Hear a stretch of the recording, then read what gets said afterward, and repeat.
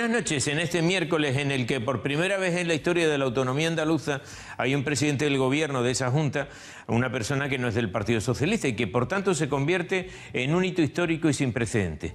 La unión de votos del Partido Popular, Ciudadanos y los recién llegados de Vox han sido lo suficientes para que Juan Manuel Moreno Bonilla sea ya el sustituto de Susana Díaz al frente de la autonomía de Andalucía. La región más extensa y la más poblada, el gran semillero de votos del Partido Socialista, se ha convertido en el exponente más reciente de la derecha española. Pero este miércoles ha tenido más cosas en las que apoyarse para hacer una crónica apresurada de lo vivido en este 16 de enero. En Lanzarote se ha constatado con todo el horror de este tipo de casos que hay tipos que desprecian la vida y mujeres que mueren a manos de indeseables.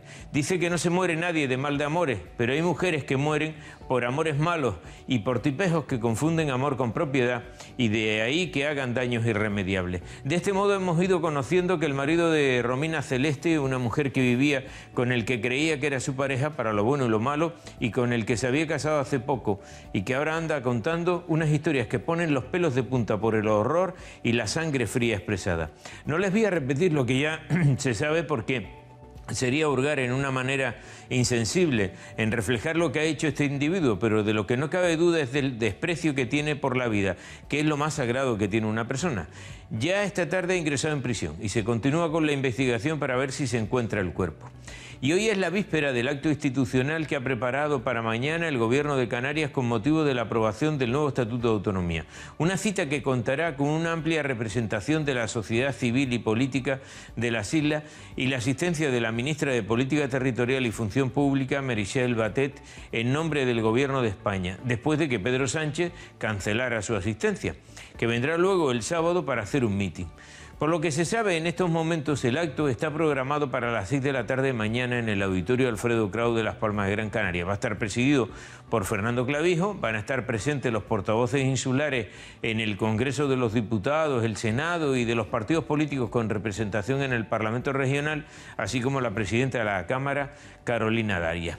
Dicen que también estarán los presidentes de las patronales canarias, José Carlos Francisco y Agustín Manrique de Lara, de la COE de Tenerife y de la Confederación de Empresarios, y el secretario general de Comisiones Obreras de Canarias, Inocencio González, y Pedro Martínez, que es el secretario de Política Institucional de UGT en Canarias. Ellos son los que van a intervenir junto con Clavijo en este acto institucional sobre el nuevo Estatuto de Autonomía en Canarias. No sé si ustedes se han fijado que últimamente todo tiene que ver con Las Palmas de Gran Canaria. Ayer se aprobó que comiencen los trasplantes de corazón en Canarias y se eligió el Hospital Negrín, que está en aquella isla, ¿no?, como centro de referencia para llevar a cabo este tipo de cirugía. El primer acto político después de la aprobación del Estatuto de Autonomía en el auditorio de allí. Ya sé que ustedes me podrán decir que este año toca allí la presidencia del gobierno y que por tanto es allí donde está la sede, pero cuando nos toca aquí también se celebran actos allí, actos por aquello del reparto del protagonismo. Nunca miran para cosas a celebrar en esta isla y no está tan claro que todo obedezca a los protocolos establecidos. Todo esto en medio de un debate sobre los dineros que vienen del Estado para cumplir con los designios de este régimen económico y fiscal del que tanto hablamos y del que poco o nada conocen los ciudadanos de estas islas. O en una discusión sobre los fondos destinados a paliar las carencias de esta comunidad autónoma que siempre está financiada por debajo de la media nacional. Mañana todos los que están allí se sentarán y hablarán del Estatuto de Autonomía y del REF y de lo que dicen en cuanto a transferencias a cubrir en un diálogo que solo ellos van a entender, con unas palabras que tienen poco significado para una población que vive en el umbral de la pobreza, que no encuentra trabajo, que sus estudiantes están a la cola de las clasificaciones que evalúa su preparación, que tiene una baja autoestima, que no es valorada tampoco como se merece por los empleadores, que tiene pocas salidas profesionales y que el grado de satisfacción raya muy bajo. Pero ahí estarán los dirigentes, lo más granado de la sociedad canaria, para celebrar y darse un homenaje con estos conceptos que para la ciudadanía son tan abstractos como los cuadros de Óscar Domínguez. Ellos se lo guisan, se lo comen y lo celebran. Los demás lo contamos y el pueblo pone la cara de incomprensión. Y es que el tiempo para este tipo de acciones no ha hecho más que comenzar. No importa que sigamos en colas en las carreteras para ir al médico o para recibir asistencia. No importa que tengamos más de un 21% de parados. Y así podríamos seguir con la retahíla de siempre. No importa nada, porque estamos en año electoral y todo se puede prometer, hasta lo que no se puede o lo que no existe. De eso viven ellos, ¿no? Buenas noches, aquí estoy. Vamos hasta las 11 a contarles distintas cuestiones. Tengo una última hora judicial, se la vamos a narrar de inmediato, además mañana será ampliada por el periódico El Día. Antes anunciarles, estará aquí en unos minutos tan solo el consejero de Turismo del Gobierno de Canarias, Isaac Castellano. Vamos a recibir también a Ramón Afonso sobre el asunto de las pensiones. ¿Volveremos a ver aquello de romper las cartas que le envían desde el Estado y tirarlas por el inodoro, digo a los jubilados? ¿Volveremos a verlo? A punto están, de nuevo. Y después nos vamos al municipio de La Victoria de Sentejo. Estará aquí el líder de la oposición del Partido Socialista. Esta mañana hemos estado con su alcalde, sobre todo porque la Fiscalía ha tomado cartas en el asunto en relación a la depuradora. Bien, pues la última hora judicial. La Audiencia Provincial ha dado un plazo de 10 días al asesor de la Junta de Compensación de las Teresitas, de las Huertas, ¿lo recuerdan? Mauricio Hayek, para que ingrese en prisión. En concreto, el letrado debe cumplir una pena de 3 años y medio por el delito continuado de apropiación indebida que se concretó en las sucesivas ventas y compras de los terrenos de la playa. El caso Las Huertas, y especialmente del ámbito conocido, como he dicho, de Las Huertas, unos terrenos que eran titularidad de una serie de pequeños propietarios, pero que fueron vendidos sin recibir dinero a cambio y una cantidad muy inferior al precio real. Pero además del fallo, obliga a que Hayek indemnice a los miembros de la Junta en más de 1,6 millones y pague una multa de 4.050 euros. La sesión quinta de la audiencia fijó el día 25 de enero de este mes, obviamente, como plazo máximo para que Hayek entre aquí, en la prisión Tenerife 2. Acto seguido se advierte que en caso de no personarse en prisión se procederá a su detención e ingreso por parte de los cuerpos y fuerzas de seguridad del Estado. Contra el auto cabe la presentación de un recurso de súplica en plazo de 3 días, demanda que habitualmente no suspende la entrada en prisión. Así pues, Hayek tiene desde hoy hasta el 25 para entrar en prisión. Lo que no sabemos si lo ha hecho ya o lo va a hacer, va a estirar hasta el propio 25 en este centro penitenciario. Insisto, esa es una última hora que van ustedes a ver ampliada mañana con todo lujo de detalles, una crónica de Noé Ramón en el periódico El Día. Punta de Hidalgo, en la zona costera de La Laguna, conocido por todos, para disfrutar del mar, en fin, de buen pescado, cualquier época del año y, por supuesto, tranquilidad. Bueno, esta tranquilidad se ve interrumpida. Precisamente en estos últimos días, de lo que carecen los vecinos de la zona es de eso, de tranquilidad.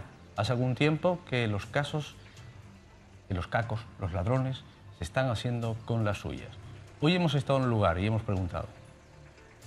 Los vecinos de Punta del Hidalgo están hartos de sufrir una situación de inseguridad desde hace algunos años. Una situación que se ha complicado en el último año y medio porque los robos se han intensificado en la zona. No solo robos, también situaciones complicadas de agresiones y demás. Según nos cuentan los vecinos, una pandilla formada por 4 o 5 personas, lideradas por otras 2, llevan cometiendo robos desde hace, como decía, año y medio aproximadamente, a todas horas del día, durante la mañana, la tarde, tanto en viviendas, zonas comerciales, como también incluso en fincas agrícolas, con unos productos que luego venden en la calle y casi que le imponen a los vecinos. Ellos tienen miedo a represalias, denuncian a la policía local estas situaciones y dicen que a pesar de las denuncias no toman medidas en el asunto y día a día se tienen que encontrar con estas personas en la calle que incluso se burlan, les hacen frente, lo que ha provocado situaciones complicadas porque dicen que a ellos no les hacen nada. Hablamos con 2 de esos vecinos que han preferido no identificarse, por ello nos referimos a estas personas con nombres ficticios, también vamos a ver sus imágenes difuminadas y la voz distorsionada. ¿Robos de qué tipo y desde cuándo se vienen produciendo? Pues van desde robar en las fincas agrícolas naranjas, aguacates, hasta teléfonos móviles, meterse en casa, robar teles, robar cualquier cosa que les pueda dar algunas monedas o billetes para canjearlo por drogas. Ustedes, como dicen, tienen identificada a estas personas, ¿saben todos los vecinos de este pueblo de quiénes se trata? Sí, hay una gran incertidumbre porque siempre es la misma gente y vemos que la policía no hace nada al respecto, aunque vayamos y se denuncie y estas cosas. ¿Cuántas personas estamos hablando aproximadamente? ¿Se trata de una pandilla? Sí, es un pequeño grupo de personas y que está más o menos liderado como por 2, que son como los cabecillas, y vemos que se denuncia, la policía los viene, los coge y al día siguiente por la mañana ya otra vez están aquí. Literalmente ellos te dicen que les da la cena y el desayuno y otra vez los traen para el pueblo, ¿no? Algunos vecinos se han enfrentado a ellos. Sí, la verdad que bastantes vecinos se han enfrentado a ellos y la cuestión es que después lo que obtenemos son represalias, ¿sabes? Te rayan los coches, te rompen cristales y amenazas de agresión y eso. Y se vuelve a la policía y nuevamente siguen sin hacer nada. Hay gente que ya directamente no presenta ni la denuncia porque te dice, si en realidad mañana va a estar aquí de nuevo y lo que voy a obtener es que me rompan el coche o, ¿sabes?, o que vuelvan a robarme. Unidos se puede, les venga, dos concejales de La Laguna han anunciado hoy que van a denunciar al Ayuntamiento de La Laguna por malversación de caudales públicos porque durante 12 años 2 empresas privadas han estado usando suelo y alumbrado público al tener colocadas máquinas expendedoras de comidas y bebidas en los centros ciudadanos del municipio, sin que éstas hayan salido a concurso público. Todo esto salió a la luz ya en febrero del año pasado, cuando por medio de una denuncia vecinal, Unidos se puede, se enteró de que las máquinas expendedoras de los centros ciudadanos no tenían autorización expresa del ayuntamiento, tal y como aseguran marca el reglamento de gestión y uso de los centros ciudadanos. Tras acabar y recabar la información y analizar, recordaron que tuvieron una comparecencia con el concejal Jonathan Domínguez, pero este, según explicó, no dijo nada. En las explicaciones que dio Jonathan no sirvieron porque no se tomaron medidas al respecto. Podríamos estar hablando de una treintena aproximadamente de máquinas expendedoras de estas características a lo largo y ancho del municipio en instalaciones públicas, utilizando suelo público y utilizando alumbrado público. ¿Quién se ha beneficiado de este negocio? Es lo que queremos saber. ¿Quién autorizó la instalación de estas máquinas? ¿Quién gestionó la instalación de estas máquinas? ¿Quién se ha beneficiado de la instalación de estas máquinas, ya sea político o particular? Por eso vamos a presentar una denuncia ante el juzgado para reclamar todas estas responsabilidades por los incumplimientos desarrollados en el ayuntamiento durante estos 12 años. Estamos hablando de una denuncia que ya en otros ámbitos, en otros municipios del Estado, pues ha supuesto ya investigaciones que se están desarrollando vinculadas con lo que considera el Ministerio Fiscal como infracciones penales que tienen que ver con malversación de caudales públicos. Hemos hablado con el Ayuntamiento, precisamente con el gabinete de Jonathan Domínguez. No tenemos declaraciones, pero sí una respuesta. Las máquinas, según nos dicen desde la Corporación Municipal de La Laguna, salieron de esos centros en el mes de noviembre. Y este es un asunto anterior del mes de febrero, como acaban de denunciar Unidos se puede en La Laguna, y que la responsable de ese área, según informaciones que nos llegan del Ayuntamiento, en su momento era Mónica Martín, que ya no está en el grupo de gobierno, que era la primera teniente alcalde, que como saben ustedes, en La Laguna se ha roto el pacto entre Coalición Canaria y Partido Socialista. Insisto, en el mes de noviembre, según el Ayuntamiento, esas máquinas salieron de esos centros. El marco estratégico, y vamos terminando ya estos asuntos para irnos directamente a hablar de turismo con el consejero que ya nos espera. El marco estratégico de desarrollo insular se llama MEDI. Ha promovido 3.666 proyectos de inversión en Tenerife que en sus primeros 3 años de vigencia ha generado un total de 11.927 empleos directos, con una intervención anual que supera los 230 millones de euros. Lo ha dicho hoy Carlos Alonso. Estas cifras fueron detalladas por el presidente de la Corporación Insular, que presentó la nueva plataforma en la que a partir de hoy se puede consultar toda la información de este marco estratégico.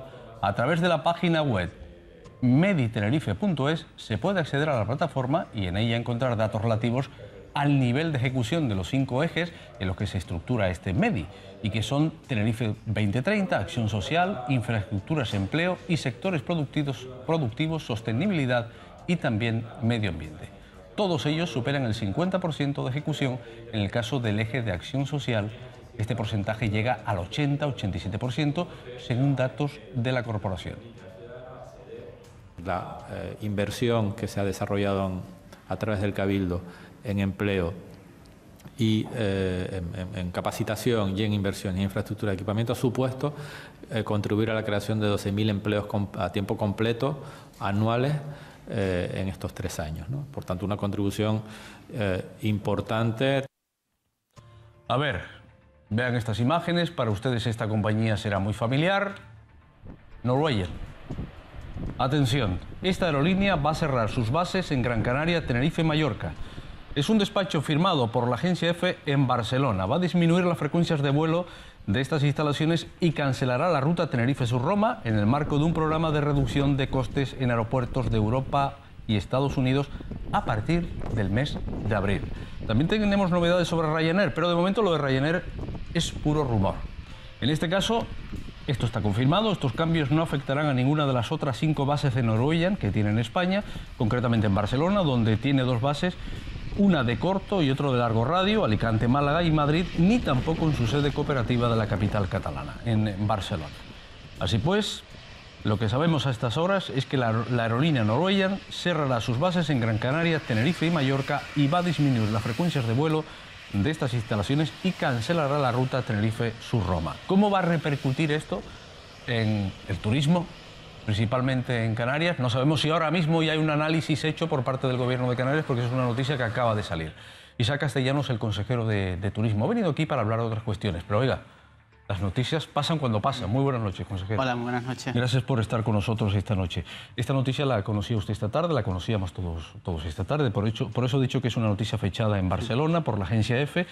¿Y ha recabado alguna información? ¿Ha tenido posibilidad de recabar alguna información a lo largo de estos últimos minutos en la que se ha producido esta historia? Sí, ciertamente.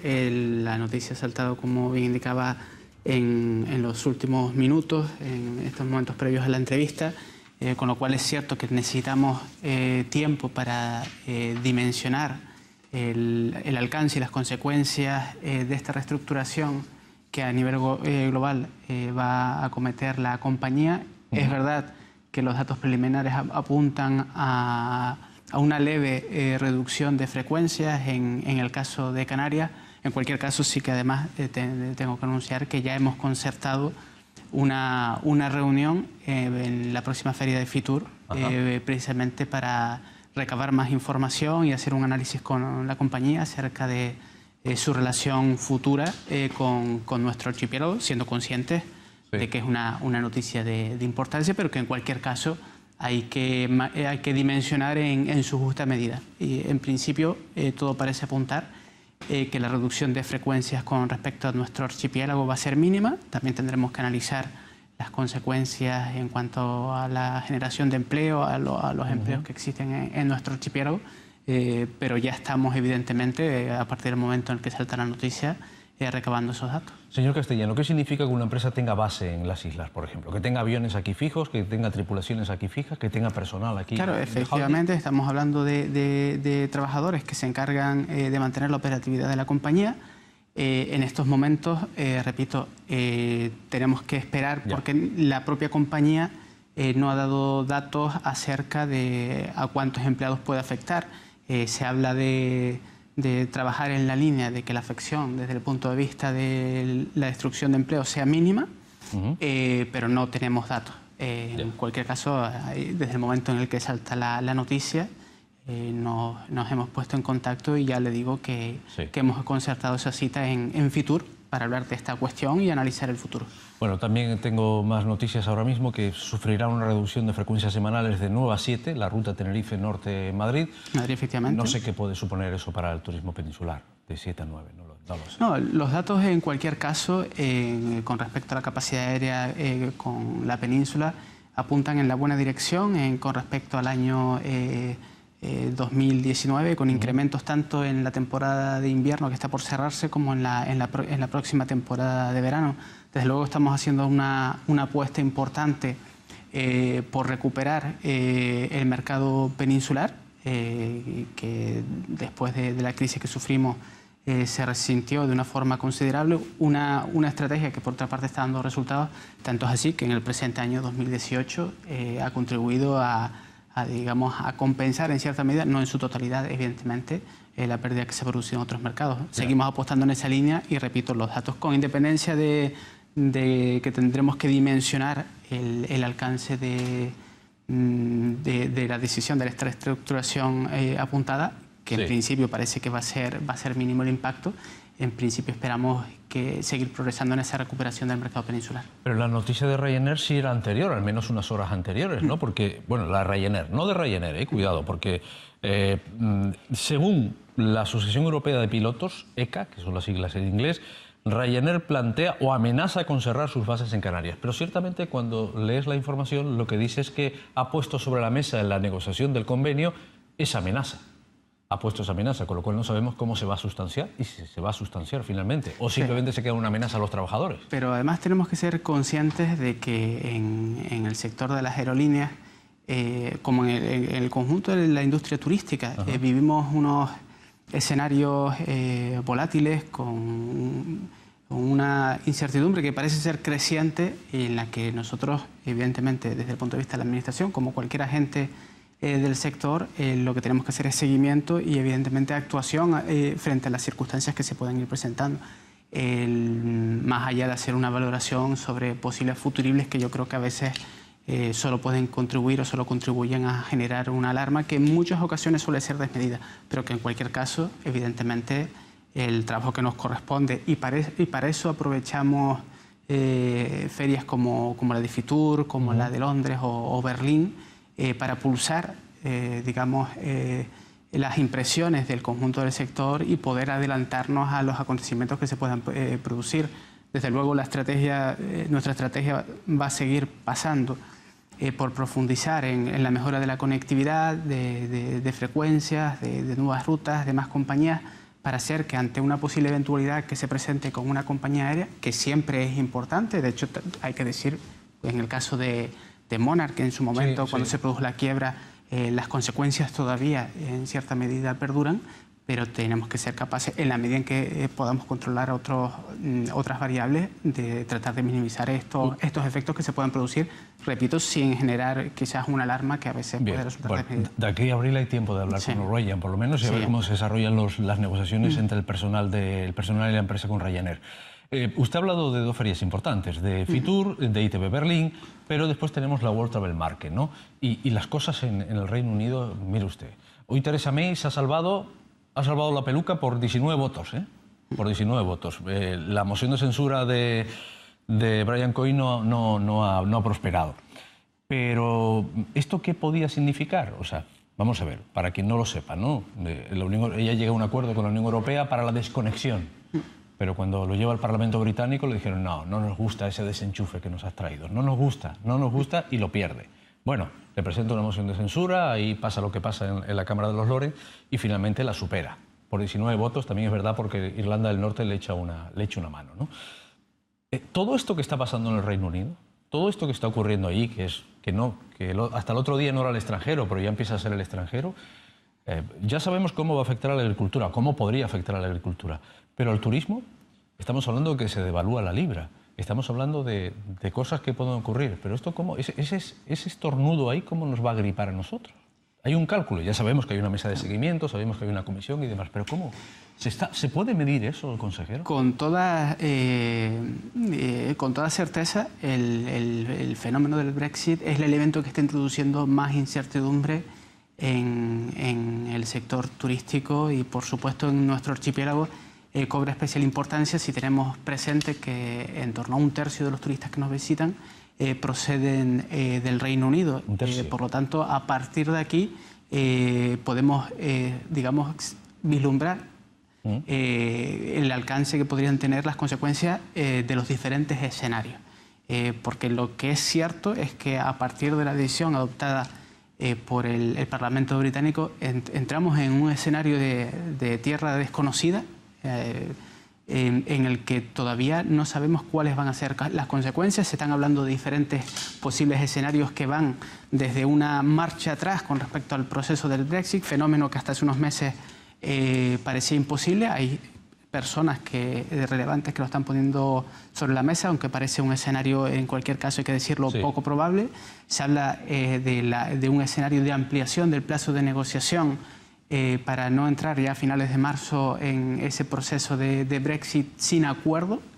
Por lo tanto, una situación en la que la normativa europea dejaría de ser de aplicación, no habría periodo de transición que nos permitiera una adaptación a un proceso que realmente implica una transformación abrupta y por lo tanto que obliga además a tomar medidas de forma inmediata para minimizar el efecto que puede tener en la industria turística. Tenemos que tener presente que está en juego, aparte de todas esas cuestiones que indicaba, que tiene que ver con la propia marcha de la economía del Reino Unido, la devaluación de la libra que afecta a la capacidad de los británicos para adquirir paquetes turísticos, afecta a uno de los grandes cuellos de botella para el turismo, como es la operatividad de las líneas aéreas, porque estamos hablando de que no sabemos en qué condiciones van a operar las compañías británicas en sus conexiones con la Unión Europea o viceversa. Pero esto no es volver al inicio del cuento. Quiero decir, aquí ingleses siempre han venido, británicos siempre han venido, antes incluso del mercado común, por llamarlo así, ¿no? O sea, que el pasaporte ya lo sacaban, que la libra es una moneda familiar aquí, ¿no? Igual por ahí no se escapa. Claro, de todas formas, por las manifestaciones que se vienen realizando, más allá de que se esperan que se produzcan escenarios de reciprocidad entre el Reino Unido y la Unión Europea, lo que se espera, lo que parece razonable es que haya dos cuestiones que se solventen de una forma inmediata. Una es a la que hacía referencia, la relacionada con la operatividad de las líneas aéreas, porque un escenario en el que esta no se pueda materializar es absolutamente caótica y debería ser impensable. En cualquier caso, se vienen transmitiendo mensajes tranquilizadores, tanto por parte de la Unión Europea como con respecto al Reino Unido, en este sentido, de establecer medidas de contingencia para abordar esta cuestión. Y otra, quizás no tan importante desde el punto de vista turístico, aunque lo es también, es la de los derechos de los residentes del Reino Unido que ahora mismo están en la Unión Europea, como los del Reino Unido que ahora mismo están en nuestro territorio. Son dos cuestiones que en principio la lógica y el sentido común deben invitarnos a pensar que se tienen que solventar de una forma rápida para que la afección también en el turismo sea mínima. Pero en cualquier caso es muy difícil establecer una cuantificación en el sentido de que la amplitud de escenarios es considerable y por lo tanto el impacto es difícilmente medible, siendo conscientes de la importancia por la dimensión del mercado turístico. En cualquier caso, yo también soy optimista en el sentido de que una relación que se ha tejido durante siglos entre el Reino Unido y Canarias no se va a romper en este proceso. Estamos hablando de un turista muy fiel, por encima de la media. Yo diría que es cultural ese el asunto, ¿eh? Sí, efectivamente. Tema cultural con los británicos. Mire, a mí me gustaría que Realización pusiera, si es posible, el stand que dice, el vídeo que llama Stand Arona Deje. Lo digo porque estas eran las imágenes del año pasado. Vamos a ponerlas, por favor. Esa del Stand Arona Deje, antes de las imágenes de Fitur. Este es el stand donde municipios del sur de Tenerife, del sur de Gran Canaria, la Asociación de Municipios Turísticos, iba el año pasado por su cuenta, no integradas en el stand de Canarias. Y el otro día le preguntamos al alcalde de Guía de Isora, que es uno de los municipios turísticos que iba el año pasado integrado en ese stand, si se iba a repetir la película. Y esto es lo que nos dijo. Nosotros siempre hemos dicho que estaríamos encantados de tener el paraguas del stand de Canarias, pero sabíamos que no había espacio suficiente para poder albergar a los municipios. Ahora parece que sí, que podremos tener una parte para los municipios turísticos y por lo tanto hemos llegado a un acuerdo con el gobierno de Canarias. Algunos decían lo que están buscando es polemizar o lo que están buscando es hacer política. Miren, llegan las elecciones ahora. Si quisiéramos hacer política no estaríamos en el stand con Canarias, pero es que no se trata de eso. Somos, creo que todos responsables. La Asociación de Municipios está formada por ayuntamientos de distinto tipo o de distinto signo político y sin embargo creo que todos entendíamos que lo mejor era ir juntos con Canarias. Lo que ocurre es que Canarias tenía que dejarnos a nosotros un espacio. Lo hemos acordado y yo creo que esta experiencia puede ser interesante y repetirla en los próximos años. A ver, entonces, ¿que el stand es más grande o nos hemos juntado todos para que ellos tengan un espacio? ¿Cómo es la cosa? No, lo que vamos a hacer es precisamente el espacio que anteriormente gestionaba de forma directa la Asociación de Municipios Turísticos.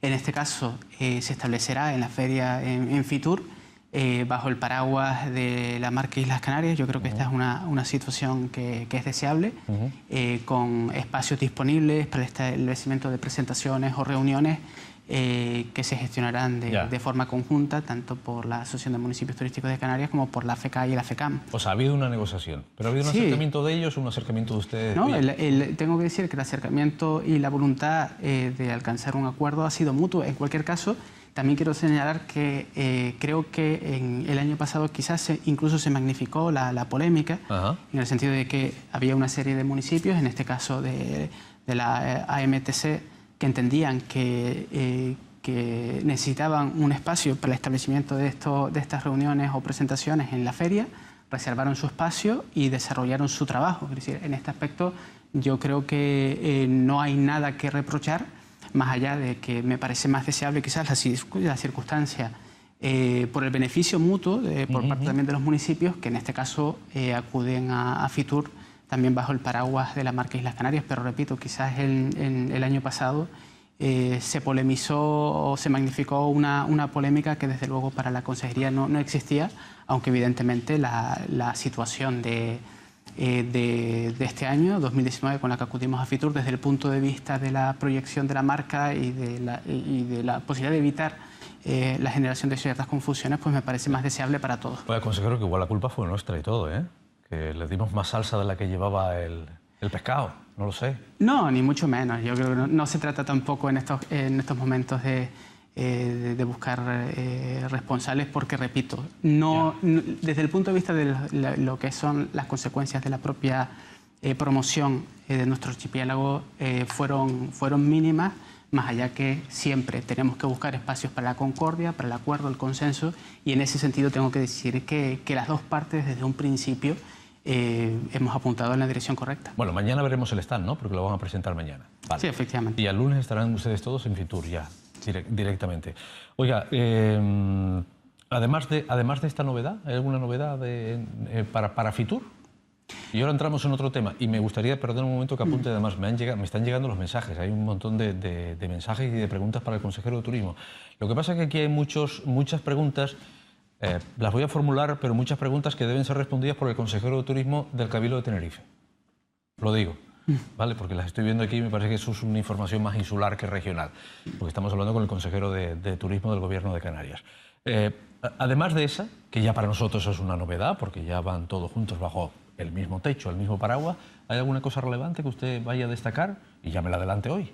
No, lo cierto es que, como siempre, aunque las realidades van cambiando, los escenarios van cambiando de un año a otro, es una excelente oportunidad para establecer un encuentro con el conjunto del sector, entendiendo además que la marca Islas Canarias, lo que somos como destino, lo construimos entre todos, y esa es una línea en la que nosotros avanzamos. Por eso estamos desarrollando también y que culminaremos en un periodo muy breve de tiempo, el Plan Estratégico de Canarias para el Turismo, un documento de especial interés en el que entre todos definiremos hacia dónde tiene que ir nuestra industria y también como sociedad, no solo los agentes del sector, sino la propia sociedad, determinar hacia dónde tiene que ir la industria turística, y después es una excelente oportunidad para reforzar el que tenemos que recordar, que es el tercer mercado en importancia y que además en el año 2018 ha contribuido de una forma positiva a compensar la pérdida de turistas de otros mercados. En esta línea tenemos que seguir progresando, evidentemente. Claro, porque los otros mercados ya empiezan van teniendo paz social, paz civil, diría yo, y la cosa va repuntando por ahí. Porque todavía no tenemos claro cuál es la nueva tendencia del turismo. Todavía no tenemos claro por dónde vamos a ir. Tenemos que organizarnos todos, tenemos que sentarnos y decir, a ver, ¿por dónde va a ir los gustos? Porque mire usted, por ejemplo, las cosas han cambiado tanto. Yo llego un momento que voy a organizar un viaje y dije, ya no sé para qué necesito una agencia de viajes, ¿no? Cuando me lo puedo organizar yo. Y ahora hablaremos de ese asunto. ¿Por dónde creen ustedes, desde el punto de vista de la prospección? Oiga, usted está lleno de asesores, quiero decir, está rodeado de asesores, está rodeado de gente que le va diciendo, mire, y hay un montón de ojos que miran ahí fuera, para acertar sobre todo con las campañas publicitarias que hace el Gobierno de Canarias. Hay un montón de ojos. Efectivamente, y además ¿dónde va respirando esto? Estamos hablando de ojos que tienen que observar de forma constante, porque este es un trabajo que no va a terminar nunca. Si hay algo que va a caracterizar el escenario turístico de forma inmediata, ya es una característica del presente, es que tenemos que aprender a manejar escenarios de incertidumbre, de volatilidad, de complejidad, de un turismo que se tiene que basar en el conocimiento preciso de las motivaciones del turista que decide venir a Canarias o de aquel que potencialmente puede hacerlo, establecer una relación entre nuestros recursos y esas motivaciones para al final conseguir lo que es el gran reto que nosotros nos planteamos desde el punto de la definición del destino y de la promoción, que es maximizar los beneficios, esa cadena de valor asociada a nuestra principal industria. Y repito, eso se consigue con un conocimiento permanente de cuáles son las motivaciones del turista y de nuestros recursos para satisfacer, digamos, esas motivaciones y deseos de quienes nos visitan. Alguien apunta aquí, me parece que es una pregunta muy inteligente, al menos una reflexión, dice, es que Canarias no puede ser un plan global, porque las islas son todas distintas. Alguna se puede parecer un poquito a la otra, pero La Palma no ofrece lo mismo que el Hierro, ni La Gomera, por supuesto, y el Teide no está en Gran Canaria, o sea, y las playas de Gran Canaria no están en Tenerife, ¿no? O sea, ¿cómo se hace eso? Ese es un aspecto que evidentemente tenemos que observar como virtud, digamos, la variedad de escenarios o de recursos que le podemos ofrecer al turista que nos visita. Pero cuando llega un turista a visitar Canarias y se quiere ir a Lanzarote, le sale un ojo a la cara, igual, si está en Gran Canaria o si está en Tenerife, ¿no? Bueno, lo cierto es que desde el punto de vista de esa diversidad, lo que podemos hacer es ofrecer productos alternativos. Nuestro destino se construye, evidentemente, sobre un elemento que es clave, que es contar con el mejor clima del mundo, y a partir de ahí disponemos de una variedad de recursos que es capaz de satisfacer a diferentes perfiles de clientes. Nosotros lo que tenemos que trabajar es la diversificación de mercados de origen, de emisión de turistas, para evitar que ante la presencia de ciertas eventualidades que haya en un mercado se puedan compensar con otros si hay alguna dificultad, diversificación de perfiles de turistas que nos permiten ampliar la cadena de valor asociada al turismo.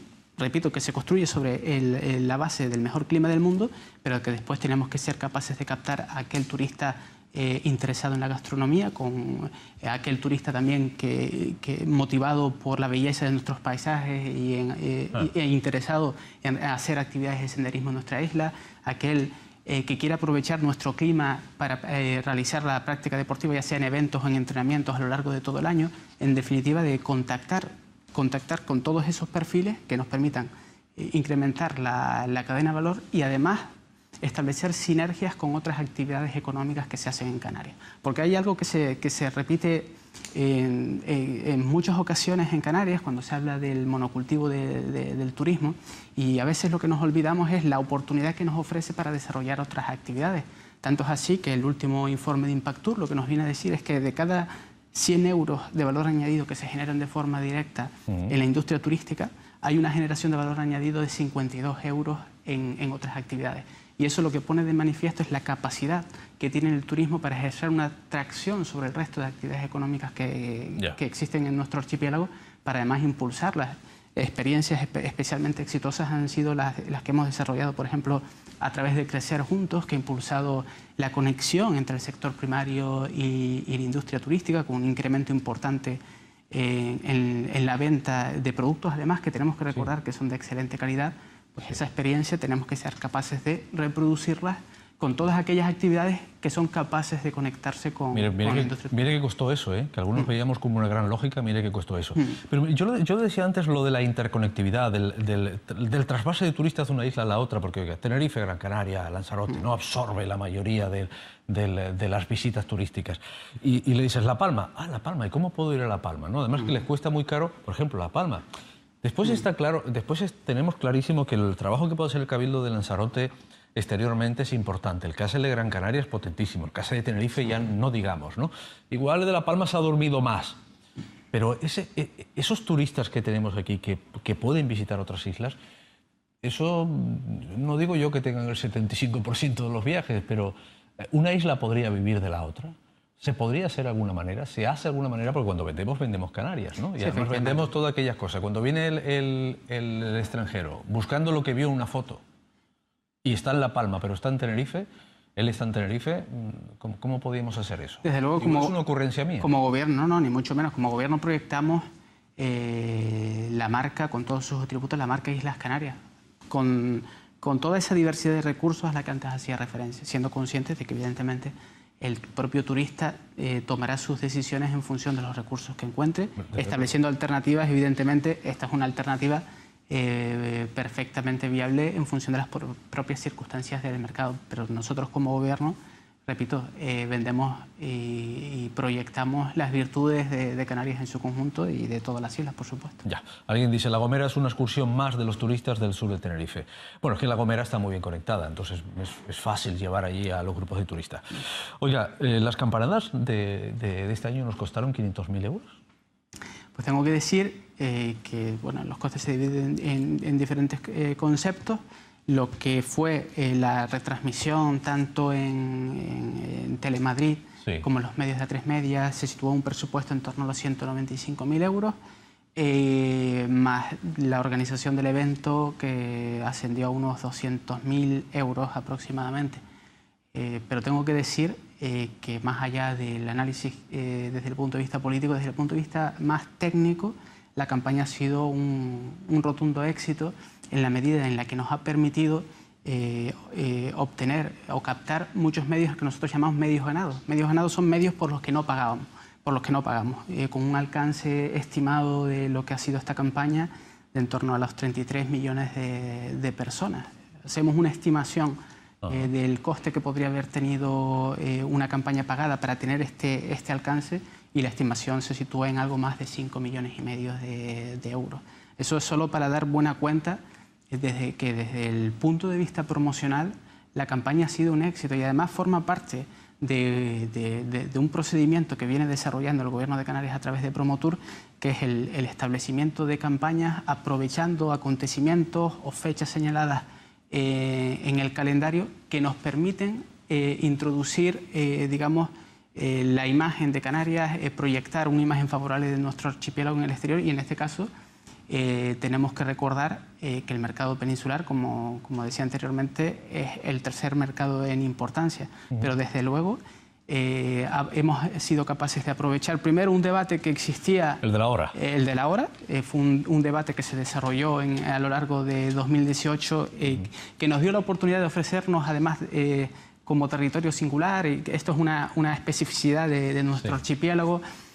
También es cierto que desde el punto de vista político no podemos ignorar que existe una cierta percepción no de crisis, pero sí de tensiones entre centro y periferia, y este acontecimiento nos permitía ofrecer una imagen amable de Canarias en la que trasladábamos primero nuestro buen clima. Siempre decíamos que esta hora menos es una hora más para disfrutar del buen clima de Canarias y trasladar también nuestra energía positiva. Desde luego, desde el punto de vista del coste, está más que justificado por el gran impacto, la notoriedad, las conversaciones a que dio lugar esta campaña, y desde luego la proyección de Canarias de una forma tan positiva como nos permitió. Señor Castellano, esa explicación no le convence, por ejemplo, al Partido Socialista. No le convence a la oposición. Claro, pero también hay que entender desde la lógica política, por eso digo que la crítica muchas veces se ha centrado más en las propias instituciones políticas. Parece difícil imaginar que el Partido Socialista nos vaya a decir qué buen trabajo se ha hecho con las campanadas, pero lo cierto es que si analizamos hechos objetivos, podremos llegar a la conclusión fácilmente de que una campaña con el alcance que ha tenido la de las campanadas habría tenido un coste altísimo si tuviera que ser pagada a los medios, y nos ha permitido eso, que se generara conversación positiva en torno a nuestro archipiélago, y además en la mayor parte de los casos de forma gratuita. Bueno, aquí hay gente que hemos hablado del horario y dice que coste negativo tendría tener la misma hora que la península. Ahora explicaremos que no es exactamente así. Si la hora se pone fija, ¿no sería mejor tener la hora de verano por mayor horas de sol para el turista? En realidad es que si España, el territorio peninsular, vuelve a la hora original, que sería la hora GMT, nosotros correríamos una hora menos también, no nos vamos a quedar igual. Sí, efectivamente. Lo que es un hecho objetivo es que estamos en un uso horario diferente, es decir, sí, exactamente. Y desde el punto de vista... Porque una cosa, porque cuando Franco rodó la península también rodó Canarias, o sea que rodó todo. Lo que pasa es que siempre tuvimos una hora de diferencia, ¿no? Es un hecho geográfico, es una cuestión que no va a cambiar. No hay más remedio. Siempre vamos a tener una hora menos. Un uso horario diferente, y es verdad que desde el punto de vista promocional por lo menos nos permite estar en la mente de los peninsulares de una forma constante a través de la cita que se hace de nuestro archipiélago cada vez que se comenta la hora. Mire, viviendas vacacionales. Ese es uno de los lunares de su gestión, sobre todo porque el Tribunal Supremo vino a decir que, oiga, como que no se pueden instalar las viviendas vacacionales en suelo turístico. Y ha dicho que sí, que tienen que ir ahí, porque el decreto del Gobierno las sacaba de ese lugar. ¿Qué va a pasar? ¿El gobierno recurre todo? Claro, más que decir que tienen que ir ahí, dicen que no se pueden excluir de la... No se pueden excluir, vale. Evidentemente, más allá de que uno pueda compartir o no los análisis que se realicen, lo que sí que tenemos que dejar perfectamente claro es que somos respetuosos con el fallo del Tribunal Supremo y que a partir de ahí nos vamos a mover dentro del marco que nos fija para, como he dicho en otros momentos, establecer una regulación que nos permita ordenar un fenómeno como el del alquiler vacacional, que siempre he dicho que es un reto en la medida que nos da oportunidades de aprovechamiento de rentas asociadas a este fenómeno en nuestra industria turística, pero plantea una serie de riesgos, una serie de inconvenientes que evidentemente hay que analizar y hay que ser capaces de minimizar. Y en este sentido tenemos que orientar la normativa, siendo conscientes, y este es un punto que sí que quiero dejar claro, que ya cuando pusimos sobre la mesa el contenido de ese borrador de decreto que publicitamos, siempre hemos manifestado que una solución integral a este fenómeno requiere la participación de todas las administraciones y especialmente en los elementos relacionados con zonificación. El papel de los cabildos y los ayuntamientos es determinante, porque si analizamos este fenómeno desde el punto de vista espacial, lo que nos vamos a encontrar no es que ya la realidad sea diferente en función de la isla y de los niveles de desarrollo turístico de cada una de ellas, sino que en espacios muy específicos dentro de la isla o dentro de una ciudad, la forma en la que este fenómeno está afectando a la vida de los ciudadanos o a la propia evolución del negocio es totalmente diferente. Por lo tanto, necesitamos establecer medidas con bisturí y que en esta se tienen que implicar los ayuntamientos. Pero esto es una cosa que ha sido muy habitual. Antes estábamos hablando del Reino Unido, eso es muy habitual, el breakfast, ¿no? Es muy habitual en el Reino Unido. Esto en Suecia, en Dinamarca, es muy habitual. Eso lo deben tener ya resuelto. O cómo lo han resuelto otros países. Ya sabemos que en España tenemos este gran debate, ¿no? Y ahora vemos también las ordenanzas municipales, por ejemplo, la de Gran Canaria o la de Tenerife, que vamos a ver cómo quedan después de la sentencia del Supremo, ¿no? Por ejemplo, esa exigencia de actividad económica a las personas que tienen esos apartamentos, esas viviendas. Yo pienso en los jubilados, ¿no? Sí. ¿Cómo lo van a hacer los jubilados esta historia? Además, esto ha sido también un negocio tradicional. Sí. Bueno, negocio, llamarlo de alguna manera, ¿no? Sí, es cierto que es una actividad que tradicional, siempre que ha existido. Lo que pasa es que, bueno, ahora, desde que irrumpió Internet, todo ha cambiado. Lo dije antes con las agencias de viajes, ¿no? ¿Cómo vamos a resolver eso? Es que después tenemos otro tema, no lo quiero juntar todo. ¿Cómo va a controlar el Gobierno de Canarias esos fondos buitre que se han detectado, por ejemplo, en Santa Cruz de Tenerife, que hay edificios enteros para alquilarlos para vivienda vacacional? ¿Cómo lo hacemos? ¿Cómo se va a hacer todo eso? ¿Cómo se va a controlar todo eso? A veces... A las CAM no los tienen ustedes contentos, desde luego. No, pero por eso lo llevaron hasta el Supremo. Claro, pero la cuestión, porque muchas veces, se plantean el establecimiento de medidas que van mucho más allá de lo que la propia legislación nos permite, del marco que se nos establece, con respecto, por ejemplo, a la posibilidad de establecer limitaciones en la compra de vivienda a determinadas empresas. Desde luego, desde el punto de vista de la comunidad autónoma, el margen de actuación en ese sentido puede ser mínimo. Lo que sí que es verdad es que también tenemos que propiciar primero que la actividad que se desarrolle lo haga de una forma regular. Esto significa autorizada, que declare los impuestos y sobre todo que la oferta que se comercializa a través de las plataformas, porque es verdad que este fenómeno del alquiler vacacional existía desde hace años, pero sí ha cambiado la forma en la que se comercializa. Claro, pero y en ese sentido... ¿Ustedes están diciendo que cambie el uso, por ejemplo, la vivienda? No, lo que estamos diciendo es que en el caso de las viviendas, la plataforma tiene que ser responsable acerca de la información que transmite y que toda la oferta que se pone a disposición del turista a través de estas plataformas debería contar con el número de registro y establecer una serie de garantías que minimicen posibles conflictos que se puedan producir entre, digamos, los propietarios de estas viviendas y aquellos que le dan un uso residencial. Estos son aspectos... Pero en el decreto no se habla del uso de la vivienda. Por ejemplo, yo tengo una vivienda, pongamos que soy un extranjero, que vengo a vivir 6 meses aquí, 6 meses la tengo cerrada. Oiga, 6 meses la alquilo y 6 meses la tengo como vivienda privada, ¿no? Si ya sea el ayuntamiento o alguien me manda a cambiar la actividad, el uso, dice, usted ahora la vivienda es de uso turístico. ¿Qué pasa con esos 6 meses en los que yo vengo a coger el solecito en Canarias? Primero, lo que tenemos que decir, en estos momentos no tenemos, digamos, un texto que hayamos remitido a exposición pública, porque a raíz no solo de la sentencia, es que si este proceso se ha dilatado en el tiempo es porque ha habido acontecimientos o la previsión de que estos se produjeran que por prudencia nos aconsejaban, digamos, cierto periodo de espera a ver cómo se definían algunas cuestiones.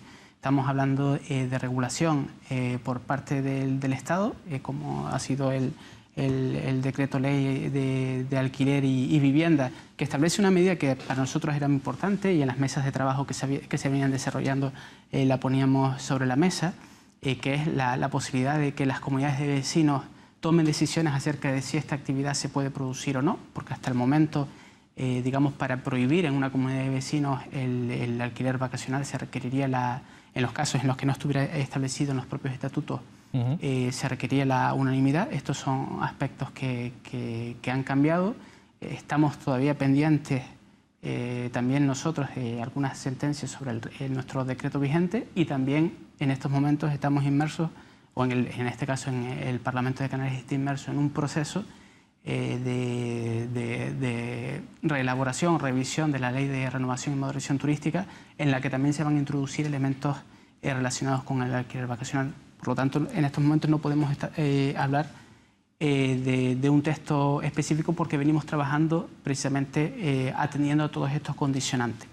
Pero en cualquier caso, repito, la actividad se tiene que desarrollar dentro del marco de la legalidad, estableciendo medidas que minimicen posibles conflictos que puedan existir entre el turista y el residente por, digamos, hábitos diferentes que se puedan desarrollar y a veces que puedan entrar en conflicto. Que salvajes hay en todas partes. Sí, y que tampoco, repito, quien demoniza este fenómeno se equivoca. Es decir, repito, es un fenómeno con beneficios y con riesgos.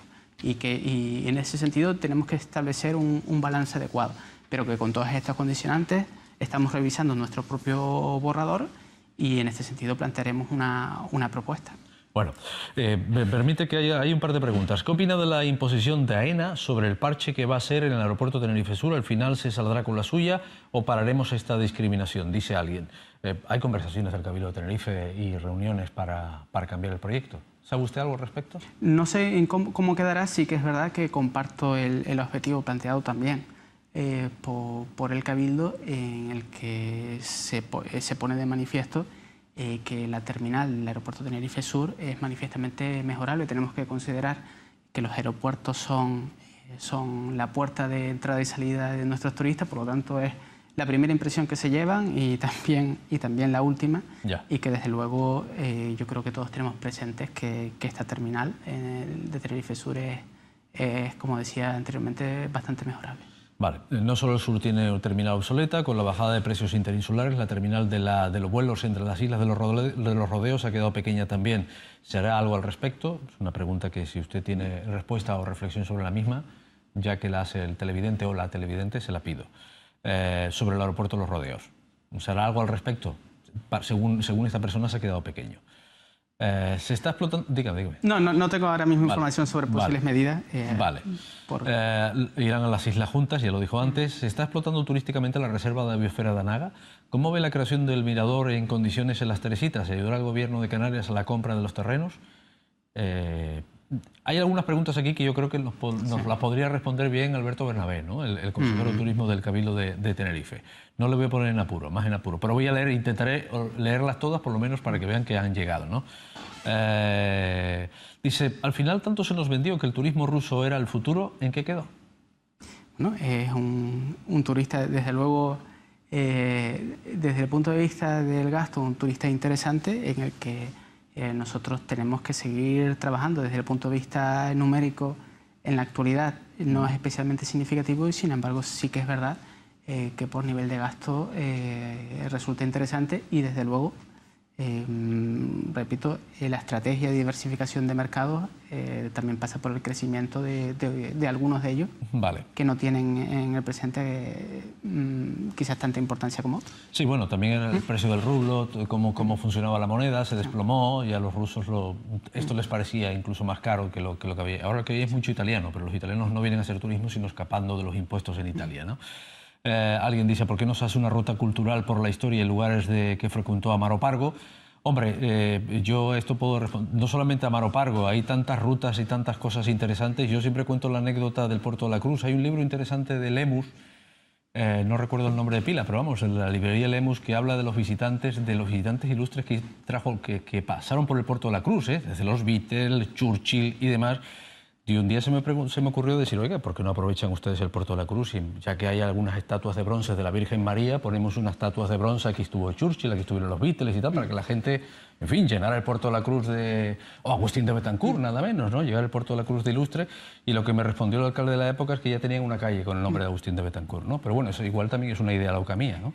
No, en cualquier caso, de hitos históricos de visita. Lo que sí que cabe señalar, lo que decía prácticamente al principio de la entrevista también, tenemos que ser, más allá del gobierno, ser conscientes de que el destino turístico Islas Canarias lo construimos entre todos, forman parte del mismo, de esta construcción diferentes agentes y que cualquier idea que pueda surgir en el que además se establecen conexiones entre nuestra cultura y el turismo pueden tener recorrido, evidentemente. Cabe su análisis, son todas respetables, habría que ver cada una de ellas, pues analizarlas, ¿no? Sí, bueno, su departamento también se encarga de la cultura. Sí, efectivamente. Por eso, ¿no? Aquí la misma reflexión, ¿por qué sitios y lugares de Tenerife que podrían ser nuevos atractivos turísticos no se arreglan? Te dan cuenta que le preguntan de Tenerife porque sí, entiendo. Tenerife, ¿no? Pino Arrengado en Arico, por ejemplo, o la Casa de Amaro Pargo en el Rosario, no son malas ideas, ¿no? Igual lo que nos hace falta es, si ya estamos imbricando el turismo con el sector primario, hay que imbricarlo con la cultura, eso sin duda alguna, ¿no? Porque uno cuando viaja lo que quiere es ver cultura, ¿no?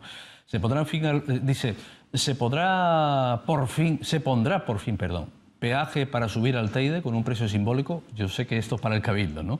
Para el residente y gratuito para el trabajador, que nos permita conservar nuestra joya de la corona. No sé qué opinión tiene usted, si tiene una opinión hecha sobre pagar por la entrada a los parques nacionales.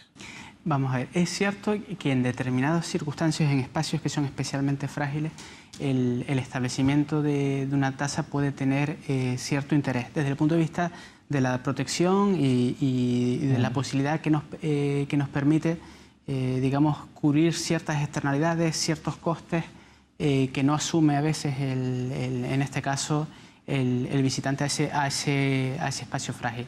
Sí que es verdad que no comparto la aplicación que se ha defendido también el día de hoy en el Parlamento de una tasa turística generalizada, entre otras cosas porque, lo vengo señalando en reiteradas ocasiones, nosotros ya contamos con un impuesto que es el IGI, que grava la estancia de nuestros turistas a través del precio que paga por el alojamiento y el establecimiento de esta tasa. Constituiría una doble imposición que muchas veces podría ser difícil de explicar, porque además estamos hablando de un impuesto que se recauda y además que llega a la administración canaria y que la gestiona de la forma en la que estima oportuna conforme a la ley. Pero si estamos hablando de un impuesto que se recauda y además que se queda en Canarias y por lo tanto el establecimiento de esta tasa vendría a gravar de una forma menos eficiente, porque además se pretende establecer en función de la categoría del hotel y no de la disposición efectiva de pagar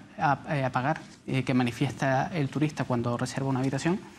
Y por lo tanto, repito, desde la posición del Gobierno con respecto a esta tasa generalizada que se ha planteado, es contraria, más allá de que en determinados espacios específicos, ya sea porque por su fragilidad, se puedan establecer medidas específicas. Señor consejero, Félix Fitur, muchas gracias. Alguien pregunta por último, ¿se contempla algún tope en la llegada de turistas? Hemos tenido muchos debates referidos a la capacidad de carga, y lo que tenemos que tener presente es que aquí la cuestión relevante no es establecer un número máximo de turistas que pueden llegar, sino establecer una reflexión acerca de cómo lo gestionamos y cuál es nuestra capacidad para hacerlo. Porque no es lo mismo, un número concreto no tiene una misma repercusión si realiza actividades diferentes en función de cómo se distribuye a través del espacio, en función, estamos hablando de una capacidad que es variable en función de una serie de recursos que con los que nosotros nos tenemos que dotar para gestionarlo. Por lo tanto, quizás este debate no se ha orientado de la forma correcta, en el sentido de que se ha buscado una especie de cifra mágica que nos diga cuál es nuestro límite, y quizás a veces impide que se establezca una reflexión acerca de cómo gestionamos los flujos que origina el turista una vez llega a nuestro archipiélago. Bueno, hemos pasado un rato largo aquí. Muchas gracias. Muchas gracias. Buenas noches. Insisto, Félix Fitur, y a ver cómo quedan las cosas con Norwegian, y a ver si lo de Ryanair simplemente es un bulo, ¿no? Porque alguien preguntaba aquí, ¿cómo se defiende la isla de los bulos? Bueno, pues con mucho trabajo, sí, supongo, ¿no? Un debate sin duda, yo creo, sí, que en auge en estas épocas. Muy amable. A ver, hablamos de los pensionistas. De inmediato les cuento más cosas y nos vamos al municipio de La Victoria, también después de los pensionistas. Este es el orden del programa, el que sigue de aquí a las 11 de la noche.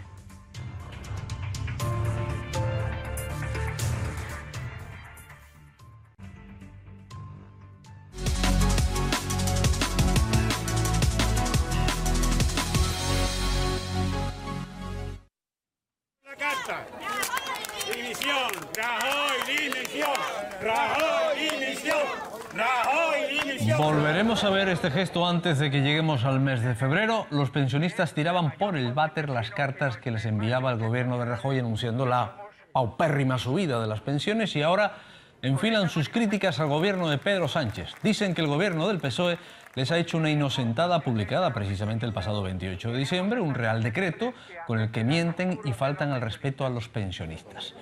El principal problema está en el Real Decreto del día, insisto, de los inocentes, 28D. Son los incapacitados permanentes totales los perjudicados, que pierden 78 euros al mes. Estamos hablando de casi 600.000 personas afectadas en todo el territorio español. ¿Es la cuenta de la vieja esta? ¿La cuenta de la pata? Y eso se lo pregunto a Ramón Afonso, portavoz de la Plataforma en Defensa de las Pensiones Públicas en Canarias, al que le agradezco una vez más que esté en este programa. Yo creo que ya te conoces el camino. Y seguirás teniendo las puertas abiertas mientras esto siga ocurriendo. Te lo agradezco. 28 parece una inocentada, sí, de verdad. Parece una inocentada. O quizás quiere decir que el Partido Socialista nos está mandando un mensaje de que aquello que firma con los pensionistas es papel mojado. A ver. Esa es la otra lectura que podemos hacer con respecto a estos dos, cuestiones más que más nos han afectado a los pensionistas. Explícanos, porque estamos hablando de 417 euros al mes y no los 495 prometidos. Claro, principalmente de estas personas, ¿no? De las incapacidades permanentes totales, las IPP. Sí, cuya base reguladora no puede ser menor del 55% de lo que perciben los pensionistas, y que para personas de mayores de 18 años, y que se comprometieron a que nunca fuera inferior a eso, y que para el año 2018, igual que para el 2019, estaba referenciado al IPC. Lógicamente, para el 18, el IPC significaba unas 403 pesetas. 407 pesetas, 7 euros de pesetas. 407 euros, sí. Lo que significaba para las mínimas de las pensiones de incapacidad total. Pensiones permanentes total. Sin embargo, para el 2019 ya estaba referenciado al IPC aumentado, al IPC, es decir, de los 900 euros. Por lo tanto, en ese desfase del 2018 al 2019, los pensionistas están perdiendo 78 pesetas, 78 euros, vuelvo a repetir con las pesetas, 78 euros, que para unas pensiones tan misérrimas es la vida. 78 euros es mucho dinero. Es mucho dinero, es mucho dinero. Y en este caso son casi, como tú bien has dicho, son casi 600.000 personas que están cobrando una pensión, una incapacidad total en el Estado español, casi 600.000 personas, y cuya media de ingresos son 771 euros, muy por debajo del salario mínimo interprofesional. Es otra de las cuestiones que nosotros estamos reivindicando, que tanto pensiones mínimas como salarios mínimos vayan de la mano, vayan cogidos, es decir, que sean la misma cantidad tanto para unos como para otros. Y también queremos decir que tampoco creemos que esa subida tenga que ser de una manera brusca, pero sí de una manera pausada, pero no que se retarde hasta el infinito. Nosotros creemos que hay posibilidades de aumentar paulatinamente hasta el 2020 la subida de las pensiones al IPC, al salario mínimo interprofesional. Me preguntan, hacen una reflexión. Yo siempre digo que son preguntas, pero bueno, hacen una reflexión o hablan en voz alta, pero escrita, ¿no?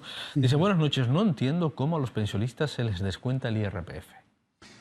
Nosotros no compartimos esa idea. Nosotros creemos que los pensionistas, una vez que dejan de trabajar, ya son perceptores de una pensión, de una renta.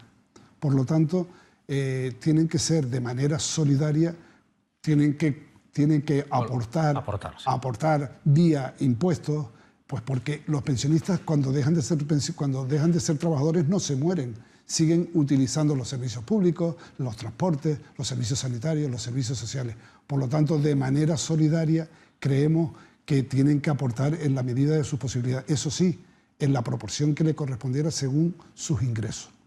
Por lo tanto, porque no se entendería que un trabajador que cobrara 1.500 euros tuviera que no pagar el IRPF, tuviera que pagar el IRPF, y un pensionista que cobrara esa misma cantidad por su pensión no lo pague.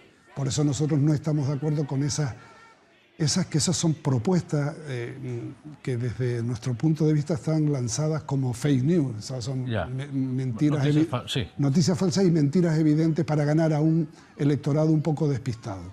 Y sobre todo dirigido a aquellas pensiones que ya gozan de unas pensiones bastante altas, pensiones topadas. A eso sí les interesa. Por eso nosotros, sabiendo la realidad del movimiento pensionista, donde casi la mitad de los pensionistas están por debajo del umbral de la pobreza, o cercanos en el entorno del umbral de la pobreza, del salario mínimo interprofesional, pues no creemos que es de recibo que los pensionistas de manera solidaria no contribuyamos al bienestar de todos. Hablando de las incapacidades permanentes totales, de los incapacitantes, ¿no? de la IPT, ¿esta es la única inocentada que detectaron ustedes en el Real Decreto? No, detectamos varias, pero de las más importantes es la otra, es el aumento, la indexación de las pensiones al IPC.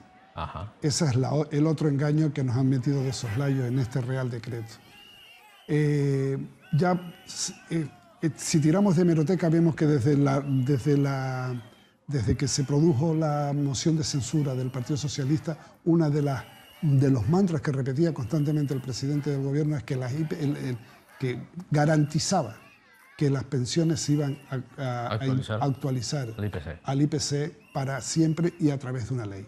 Hete aquí que en este Real Decreto del 28 de diciembre, otra inocentada más que ya no nos sorprende tanto de los futuribles que nos han lanzado desde el Partido Socialista, vemos como eso no es verdad, que hay un plazo, se genera un plazo de 6 meses para contactar con los interlocutores sociales, con las patronales y con los sindicatos, para volver a hacer otro índice que contemple el número de afiliados a la Seguridad Social, la situación económica, como si la situación económica fuera a depender de lo que hagan los pensionistas, es decir, de una serie de parámetros con los cuales las pensiones seguirían empobreciéndose más y los pensionistas perdiendo cada vez mayor poder adquisitivo. Bueno, ¿y el Pacto de Toledo entonces? El Pacto de Toledo para nosotros está muerto, están cesteando, el gobierno ya digo, el gobierno se aprobó en el Pacto de Toledo la consideración número 2, donde se decía exactamente esto que estamos diciendo. Por eso digo, por eso te pregunto. Pues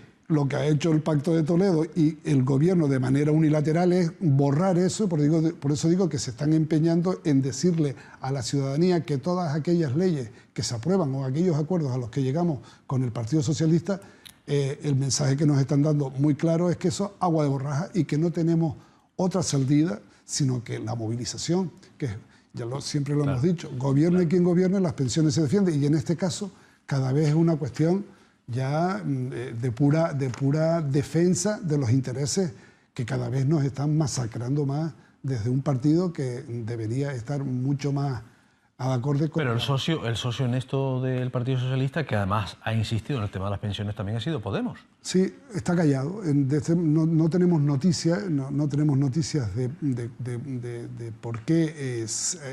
hombre, sabemos que el Partido Socialista ha estado sometido a grandes presiones.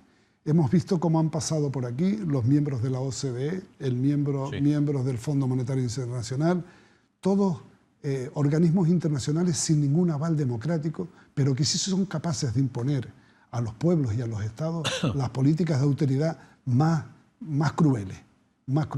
No hay que ver sino las cuestiones en Latinoamérica y ahora mismo lo que está pasando en Europa con las pensiones.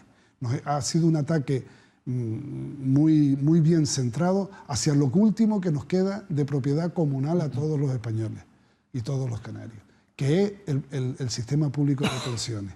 Todo lo demás, todos los servicios sociales, hay un gran nivel de externalización de los servicios. Ya. Lo único que queda como un reducto ¿cómo decirte esto? Del pueblo galo, son las pensiones, ¿no? Y los pensionistas, que seguimos siendo los más reivindicativos y seguimos siendo, creo que desde nuestro punto de vista creemos que estamos teniendo la razón, la tenemos de nuestra parte y nuestra capacidad de acción cada vez se está viendo incrementada. Bueno, pero es que estamos hablando de movilizar a 9 millones de personas. Pues sí, lo hemos conseguido. Este año pasado ha sido paradigmático de cómo un movimiento espontáneo, surgido digamos, quizás de no creerse ya en tantas mentiras a lo largo de todo este proceso, desde el 2011 hasta aquí, que han sido las sucesivas reformas de las pensiones y las reformas laborales, nos han llevado a la clase trabajadora y a los pensionistas de manera particular a salir a la calle teniendo que reivindicar algo que debería haber tenido ya conseguido con anterioridad. Ramón, ¿el 2 de febrero? ¿A la calle? No. El 4, no, el 2 de febrero es en el resto del Estado. Hay una movilización convocada por la coordinadora estatal que, por cierto, tuvimos la tercera Asamblea Nacional el pasado fin de semana y con unos resultados magníficos. Pero el 2 a nivel nacional. El 2 a nivel nacional, aquí, el 4 aquí, porque el día 2 es el Día de la Virgen de Canarias. Claro. Y es un día de fiesta. Un día de fiesta, sí. Nosotros saldremos a la calle reivindicando otra vez que tenemos que volver a salir a la calle, seguir presionando a este gobierno, un gobierno que nos ha dejado un poco de lado. Bueno, pues Ramón, gracias.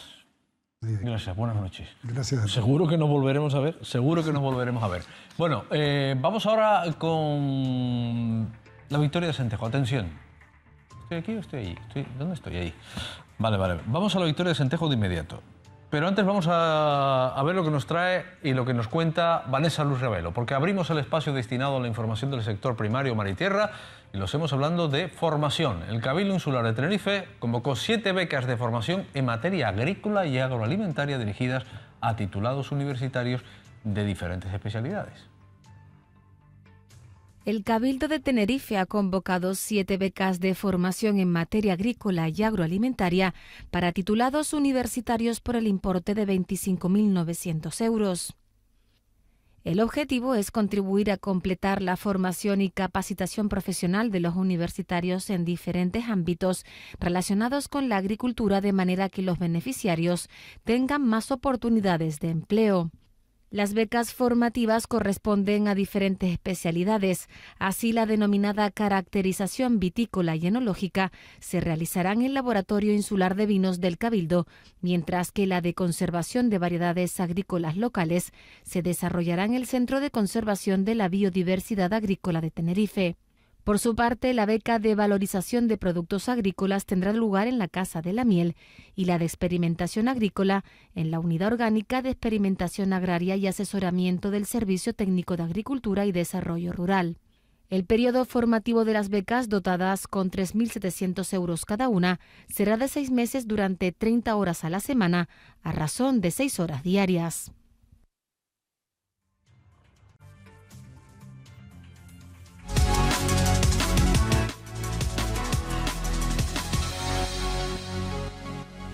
Lo podemos denominar el caso Enchufe.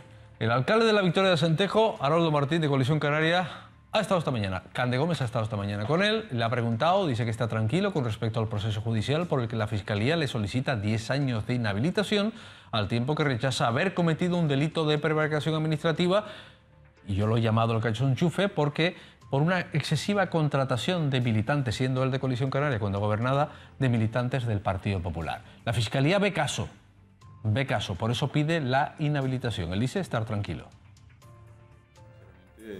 No tuve prácticamente, bajo mi punto de vista, nada que ver, puesto que yo no hice esas contrataciones. Yo había delegado en el concejal de Servicios Sociales, primer teniente de alcalde del Partido Popular en ese momento, Fermín Correa, pues las delegaciones de los servicios sociales, y es ahí donde se hace la contratación para los servicios jurídicos y para conductor también de los mayores.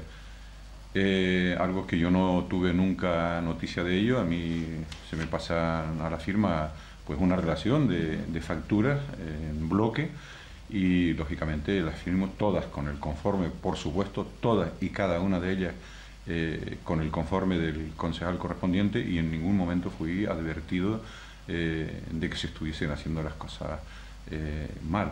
Por lo tanto, tengo la conciencia absolutamente tranquila y creo sinceramente haber obrado de acuerdo a la ley.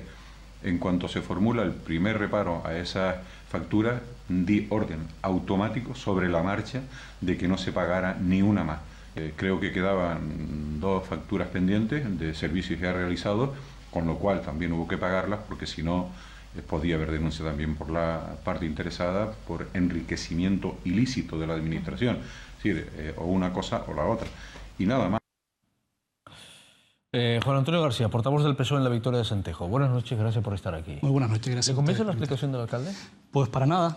Y le doy un dato antes, si me permite, antes de entrar a valorar sus declaraciones, que en el ejercicio 2018, este que acabamos de terminar, el señor Martín se ha levantado 500 reparos de intervención municipal. 500 reparos, que todavía no tenemos el cálculo económico de lo que supone eso, pero que está claro que hace un absoluto desprecio a la ley y hace un absoluto desprecio a los indicativos que le realiza la interventora municipal.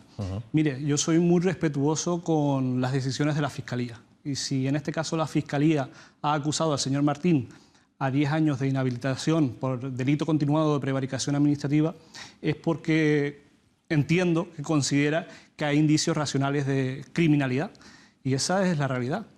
Yo creo que a día de hoy, señor Martínez, no tiene al menos la autoridad moral para dirigir una administración. Es cierto que todavía falta la celebración de juicio, y en ese momento, cuando se señale juicio, el Partido Socialista le pedirá la dimisión al señor Martín como consecuencia clara también del cumplimiento del Código Ético del Partido Socialista, ¿no? El documento que a nosotros nos rige creo que debe regir también a otras administraciones. Si bien es cierto... Pero él no es del PSOE. No, pero creo que es la línea correcta que debe apartarse hasta que haya una resolución judicial de condena o absolución. Y si es así, a partir de ese momento, pues retomar la política. Lo cierto es que... Otros alcaldes de Coalición Canaria no lo han hecho, ¿eh? No lo han hecho. Lo cierto es que tardará bastante tiempo. Entiendo que la apertura de juicio se alargará. Se celebrarán próximos comicios y esperemos que antes de que se celebren los próximos comicios esté fuera de la alcaldía del municipio de Victoria. Usted ha hablado de indicios de criminalidad. Esto no es un crimen. Bueno, crimen, delito. Ya. Indicio delictivo, vamos. Ya. En el ámbito del Código Penal, ambas figuras son válidas. ¿Sí? Sí. Bien. Bueno, pues, oiga, dicho esto, que supongo que no tendrá más que aportar sobre esta cuestión, porque yo le podía repreguntar, pero es una cosa que el señor Aroldo ya lo ha explicado y ahora ya se debe sustanciar en los tribunales, ¿no? Porque efectivamente supongo que habrá juicio y se abrirá fecha para juicio y demás. A mí me gustaría hablar de otra cosa, de la famosa depuradora. Porque en una de las preguntas que le formulaba Cande esta mañana va en relación a un controvertido tema.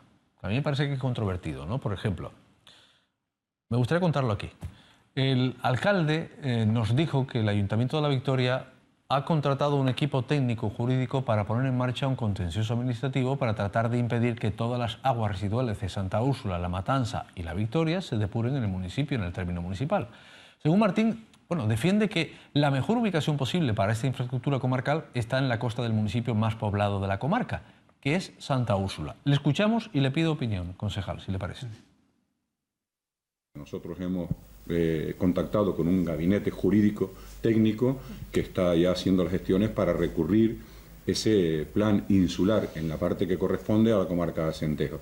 Como te dije, esto viene desde el año 2006 y el único partido político que en ese momento dijo no rotundo a la depuradora en La Victoria fue Coalición Canaria. Creemos que hay otras soluciones alternativas menos dañinas, como es la propuesta que hemos hecho al otro lado del barranco de Santa Úrsula, que está alejado de la urbanización La Palmita concretamente, que es lo más cercano a la depuradora, y también del barrio de la Carretera Vieja, que también es lo más cercano a la depuradora. El otro lado del barranco está prácticamente deshabitado y la única diferencia entre un proyecto y el otro, entre otras cosas que se valoraron, como dije, con informes técnicos urbanísticos y técnicos también medioambientales, se ubicaban al otro lado del barranco también, y la única diferencia era cruzar el barranco con esas canalizaciones.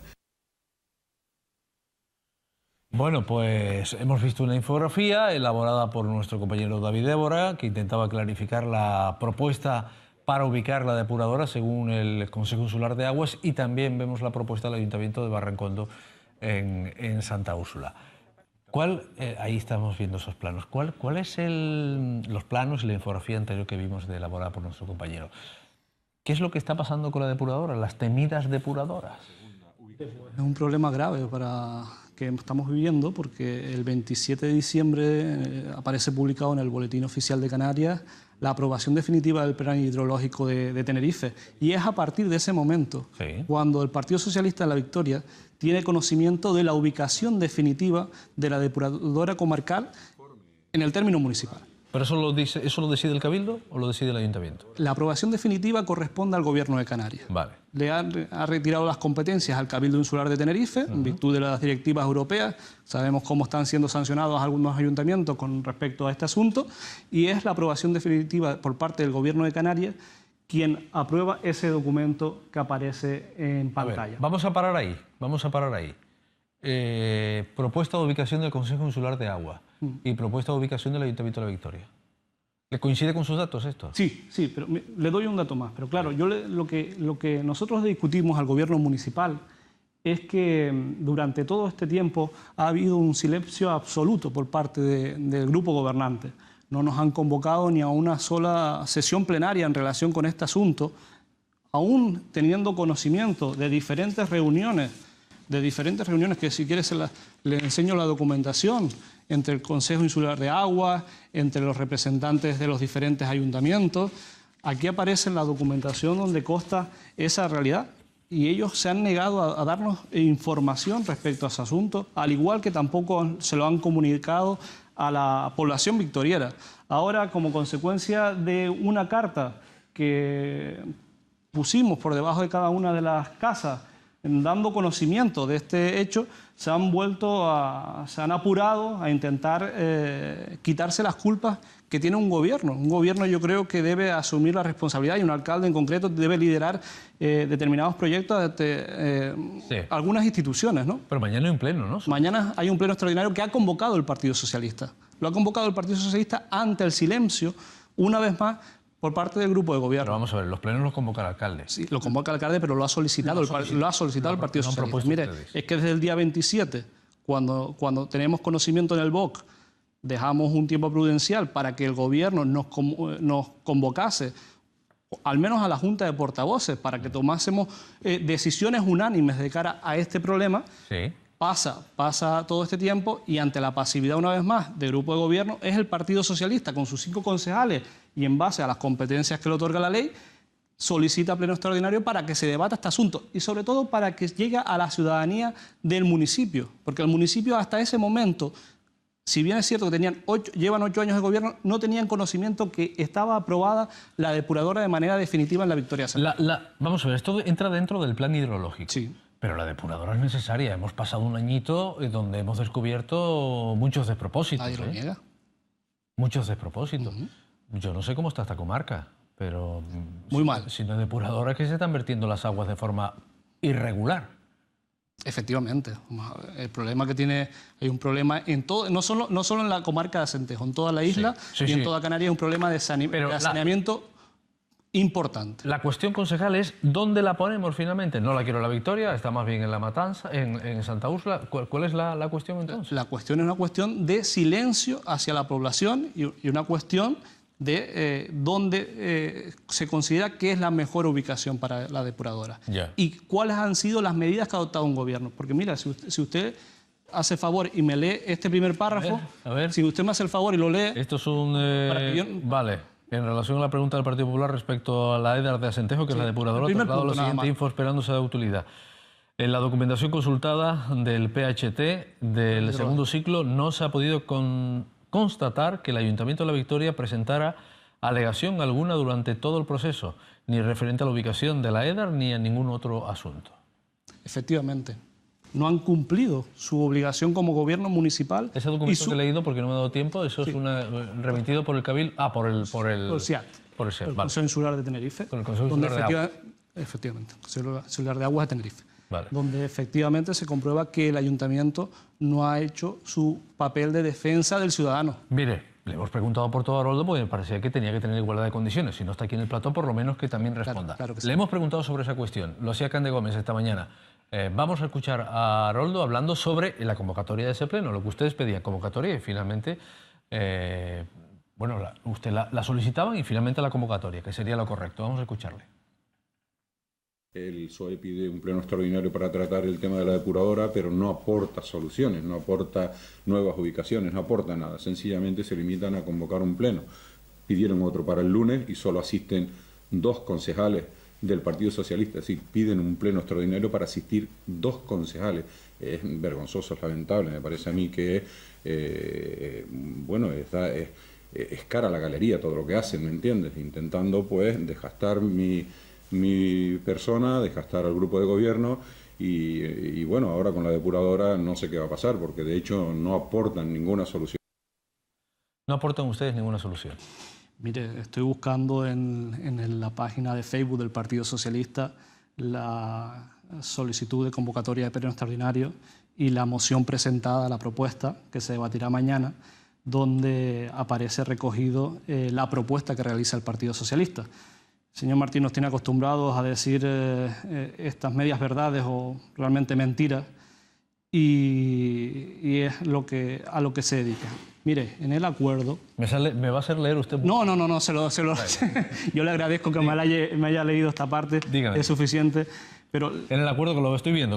Constato que lo veo. No sé si lo ve. No, constato que lo veo, sí. Donde yo se lo digo, lo que hemos solicitado. Primero es instarle al Gobierno de Canarias, que es el competente, como decía anteriormente, para la aprobación definitiva del Plan Hidrológico de Tenerife, la revisión del documento con respecto a la depuradora, el EDAR de Acentejo, y hemos planteado la alternativa de que se estudie la opción de la depuradora que está en el municipio de Santa Úrsula, concretamente en La Quinta. No la depuradora que hablaba en la sugerencia, que tampoco es una alegación que se presentó por parte de Coalición Canaria en el año 2011, no la ubicación que planteaba el señor Martín en aquel entonces y que creo que sigue manteniéndola, que era en el otro lado del barranco. Ahora mismo, si viésemos el documento inicial, aparece recogida en el término municipal de La Victoria, en el límite con el barranco, en el barranco que separa Santa Úrsula Victoria, pues ellos decían que le colocaran al otro barranco. Y eso realmente soluciones son pocas, porque al final, si estamos hablando, o lo que consideran los vecinos, que pueden ser malos olores, cuando se generen los alisios, da igual que esté colocada en La Victoria o en Santa Úrsula, porque los alisios pues, subirán esos malos olores. Pero bueno, pero ustedes dan por hecho que tendrá malos olores la depuradora. Hay experiencias en las que las depuradoras ya no huelen mal. Claro que sí. Estoy hablando de depuradoras industriales. Si nos vamos ya a depuradoras naturales, parece que hasta huelen menos, ¿no? Es cierto, pero ese es el miedo que tiene el vecino. Entonces, no solo por el hecho de los olores, sino también vayamos por la capacidad de depuración. Somos el municipio que tenemos la costa más estrecha de la comarca y somos el municipio también que verteríamos menos. ¿A usted por el número dice, por ejemplo, el consejero insular de agua es colega suyo de formación política? Sí. Cuando tiene conversaciones desde el punto de vista técnico de lo que supondría la depuradora, ¿qué le dice?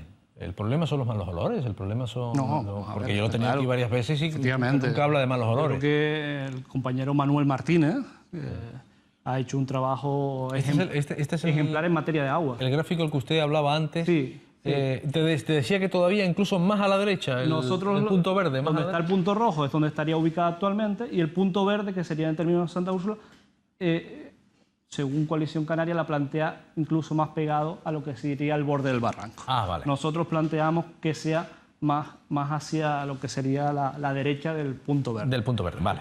Bien. El compañero Manolo Martínez, sí, el compañero Manolo Martínez ha realizado un trabajo, yo creo que muy importante en materia de agua, no solo con la depuración de las aguas, planteando un asunto de enorme calado y que no se había resuelto en la isla de Tenerife, sino también con la eliminación, por ejemplo, del flúor que tenemos en la comarca de Acentejo, donde se ha invertido cerca de 900.000 euros entre La Matanza y La Victoria para eliminar ese problema. Y esa es la realidad que tiene el consejero. Pero el consejero a día de hoy no tiene la potestad de la aprobación definitiva, porque no olvidemos algunas cosas que se están confundiendo. A ver. La aprobación o la tramitación de lo que es el plan hidrológico de Tenerife hasta que asume las competencias el Gobierno de Canarias, la aprobación definitiva del Gobierno de Canarias, no es del consejero socialista, es del Pleno del Consejo Insular de Aguas de Tenerife, que está compuesto por 50 miembros, entre los que están todos los partidos políticos que forman el arco parlamentario del Cabildo de Tenerife, agricultores y otros profesionales del área. Entonces, se entenderá que no es el consejero, como se ha intentado indicar, el responsable de este plan hidrológico. Yo creo que la responsabilidad última es que a día de hoy hay una aprobación definitiva de una depuradora comarcal y el gobierno local, que es el que defiende nuestros intereses y el que cobra por ello, a los vecinos y vecinas de La Victoria, no le han dado una solución y no han hecho su tarea estableciendo, como les decía anteriormente, ni una sola alegación en tiempo y forma. Tengo una última declaración del alcalde. Muy bien. Bien, sobre este mismo asunto de las depuradoras. Ya sabemos que las depuradoras levantan muchas susceptibilidades. De todas maneras, antes de darle paso, para no olvidarme, ¿el agua está siendo tratada antes de mandarla al mar? Hay un pretratamiento. Se puede enviar al mar pretratada, quitándole los sólidos y demás. ¿Hay capacidad? ¿Se está haciendo eso en esa comarca? No. Nada, va directamente del pozo, bueno, se colará. A los pozos negros. A los pozos negros. Hay que invertir realmente en el saneamiento de las calles del municipio.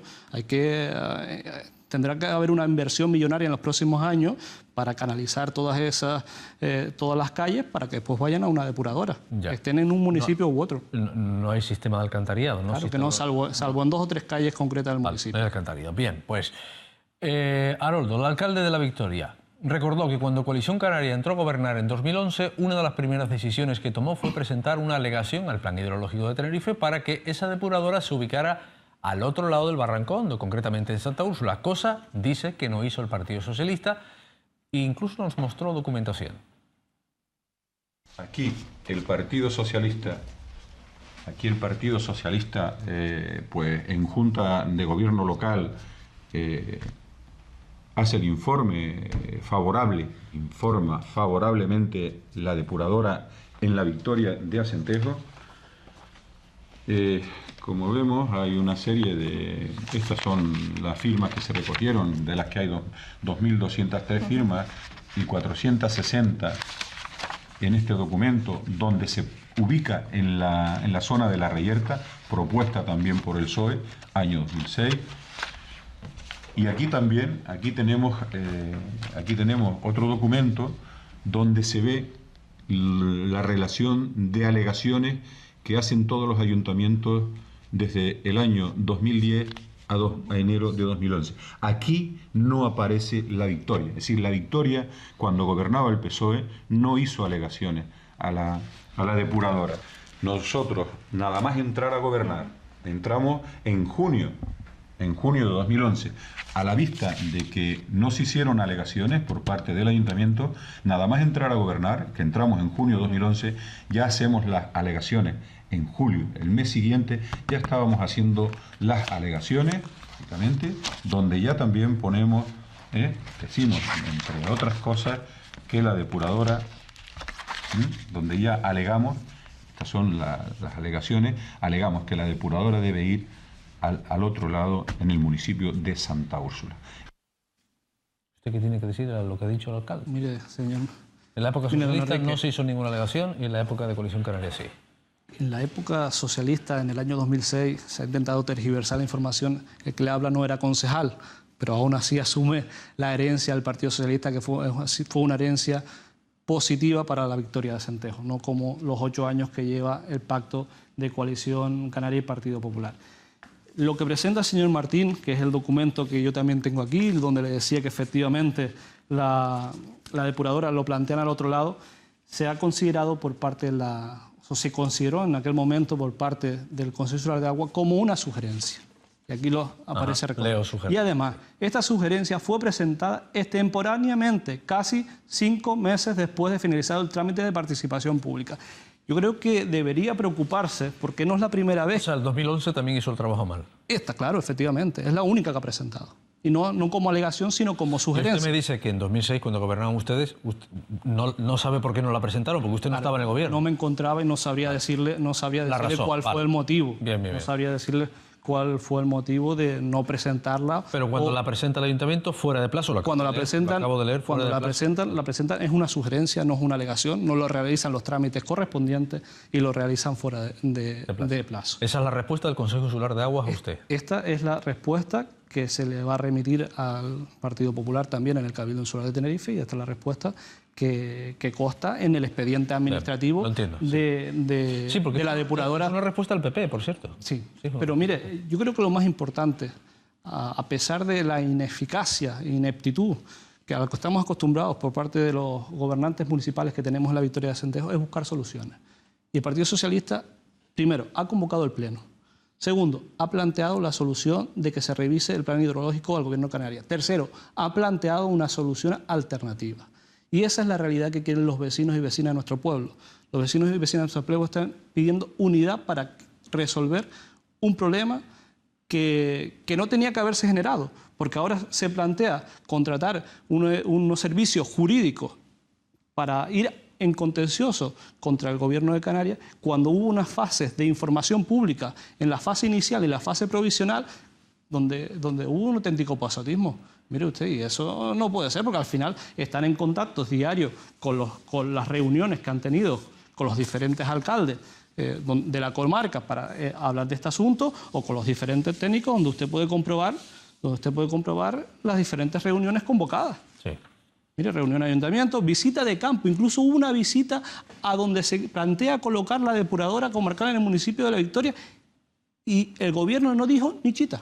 No puede ser, no se le informa a la oposición tampoco para que tomara una iniciativa. Y ahora, como la oposición ha dicho no a la depuradora en este lugar, todos nos subimos al carro. ¿Esa visita de campo la hizo el Cabildo? Sí, señor. Bien. Y estuvo presente el consejero, el gerente, unos señores de Acuae, el alcalde de La Victoria, el concejal de Agua, el técnico de ayuntamiento y el teniente alcalde de La Victoria, que es del Partido Popular. También estuvo presente. Ya. Entonces, que no se diga lo que no es. Se tenía conocimiento desde hace mucho tiempo atrás de que esto iba a colocarse aquí y no se había dicho nada. Bien, alguien dice, oiga, ¿esto estaría cerca de los órganos submarinos, la depuradora? No sé dónde está. No sé dónde está. Los órganos es en el municipio de Santa Úrsula. Vale. Lo que sea. Alguien dice, si se utilizara toda el agua que cae por esos barrancos, Ojalá se utilizara todo el agua, es imposible. Ya nos ha dicho aquí Manuel Martínez que es imposible recolectar toda el agua que cae por los barrancos. Bueno, pues mañana vamos a ver qué pasa en ese pleno, que lo responde. A mí, si me permiten... ¿Es un pleno monográfico? ¿Un pleno monográfico sobre la depuradora? Solo tiene este punto, esperemos... Sé que hay debate, por ejemplo, en la Isla Baja, que qué clase de depuradora queremos, si queremos una industrial o queremos una natural. Que, por cierto, espero que dentro de 2 jueves hablemos de ese asunto aquí. Pero vamos a ver, ¿no? Porque también después habría que poner una exposición pública. Y bueno, primero vamos a pasar el pleno. Sí, yo creo que lo que primero corresponde mañana nos enteramos. Efectivamente, mañana es buscar consenso entre todas las fuerzas políticas que forman el arco parlamentario, con independencia de los problemas que han surgido hasta el día de hoy, de las responsabilidades que creo que hay que comunicarlas y ser conscientes de quién las tiene y por qué han sucedido, pero creo que debemos buscar un consenso, establecer algunas líneas de actuación y trabajar de manera unida para evitar que la depuradora al final quede en el municipio de Victoria. Y desde aquí, si me permite, desde sus cámaras, para invitar a todos los vecinos y vecinas del municipio de Victoria para que mañana, a partir de las 6 de la tarde, en el salón plenario del Ayuntamiento de La Victoria, se encuentren para que tengan conocimiento de lo que ha sucedido y de lo que las medidas que va a establecer el Ayuntamiento para intentar impedir la ubicación de la depuradora en La Victoria de Santejo. Ya. ¿Y en qué cambian las cosas? Que esté la depuradora aquí, que está al otro lado del barranco. ¿En qué cambian las cosas? Pues sí cambia. Yo creo que al final La Victoria de Santejo siempre ha sido el patito feo de la comarca, porque si usted se fija, la parte de autopista hacia abajo, el municipio de La Matanza de Centejo está plenamente urbanizado, tiene la zona del Puntillo del Sol, la parte de Santa Úrsula tiene la zona de La Quinta y La Victoria es completamente paisaje protegido.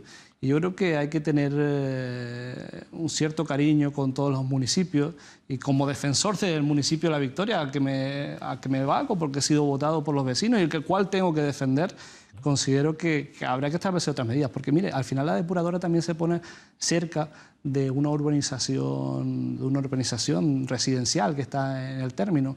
Si ya está creada, si ya la depuradora existe en Santa Úrsula, se supone que es la opción que planteamos nosotros, supondría menos coste del terreno, porque ya el terreno estaría colmatado en una isla pequeña como es Tenerife, y supone también que el coste económico sería mucho menor. Ya.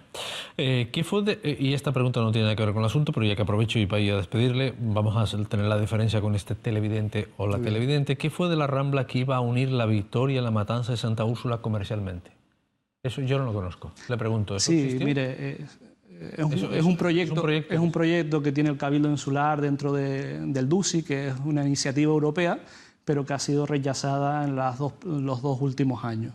Ahora lo que ha planteado el Cabildo Insular de Tenerife es el asfaltado desde La Matanza, Santa Úrsula, incluso parte de La Orotava, al cual considero que no es la mejor medida, porque asfaltar una vía que en el caso de nosotros necesita unas aceras, un alumbrado, una ampliación, necesita las rotondas que todavía se llevan trabajando, pues es una realidad que tiene que analizarse individualmente. Alguien dice, qué asco, luego nos bañamos en nuestra propia mierda, dice alguien. Bueno, esto es en referencia a lo que decíamos de que se vierte el agua cruda, ¿no? Me gusta este político, aire nuevo ante Haroldo, dice alguien. Y he leído todos los mensajes hasta aquí. Gracias, buenas noches. Buenas noches. Gracias por haber estado en nuestros estudios. Ahora toca la publicidad, después de la publicidad toca el periódico El Día, tenemos ya la portada preparada y después el tiempo, que ya ha empezado a cambiar, por fortuna, que se rieguen los campos.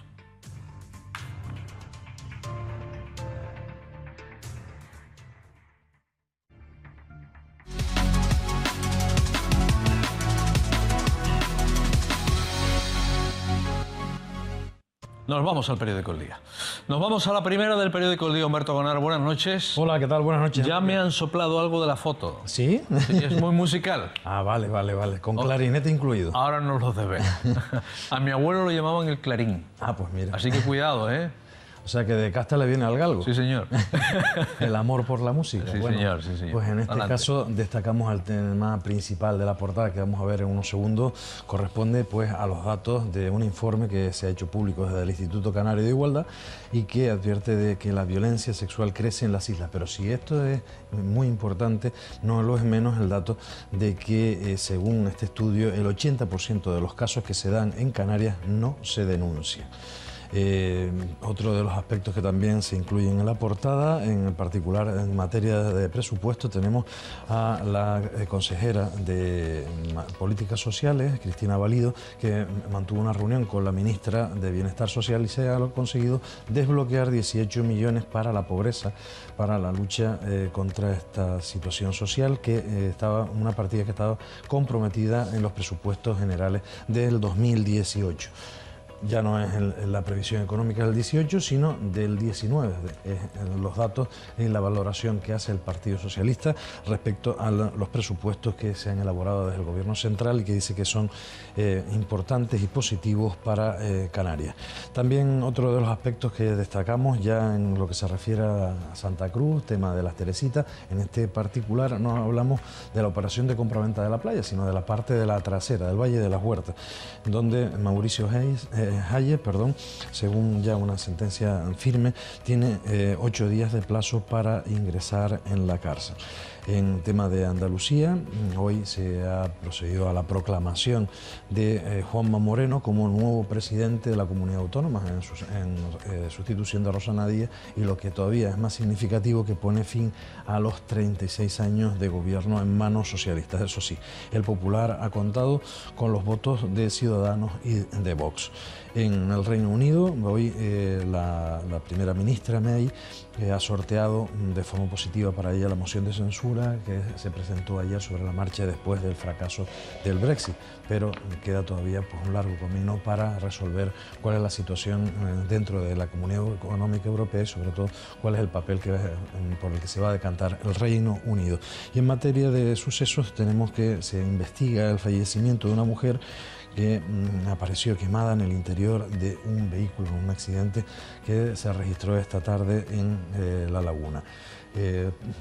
La cuestión deportiva, hoy se presentaba el deportista Borja Lasso, quien explicó, que se considera uno de los fichajes estrella de este mercado de verano, que se declinó por la oferta blanquiazul, dado la fuerza del proyecto y sobre todo el estilo de juego.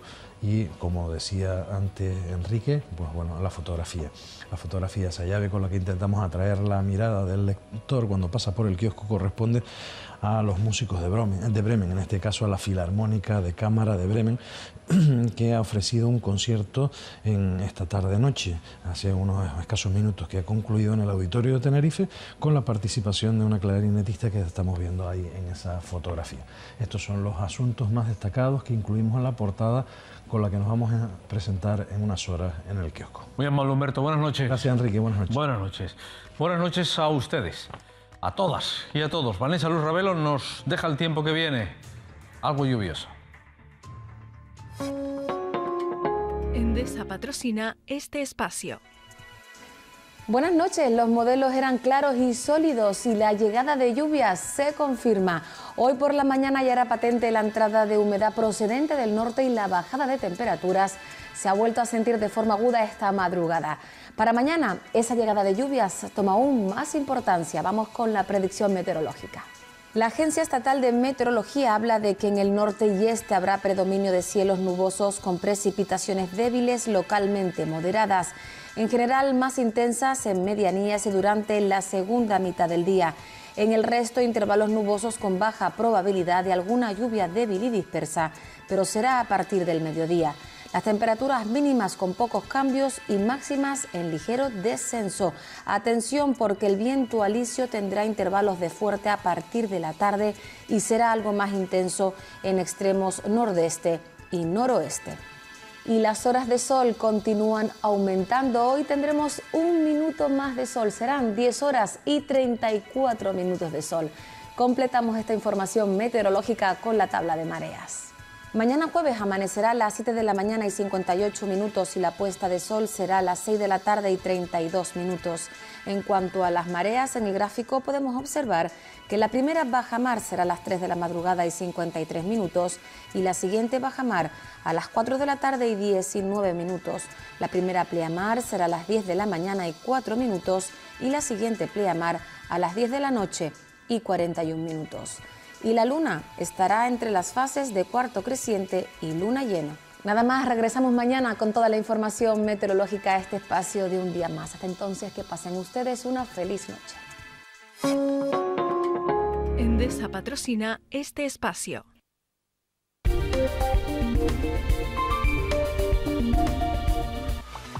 Grupo de Comunicación El Día. La dimensión de un líder.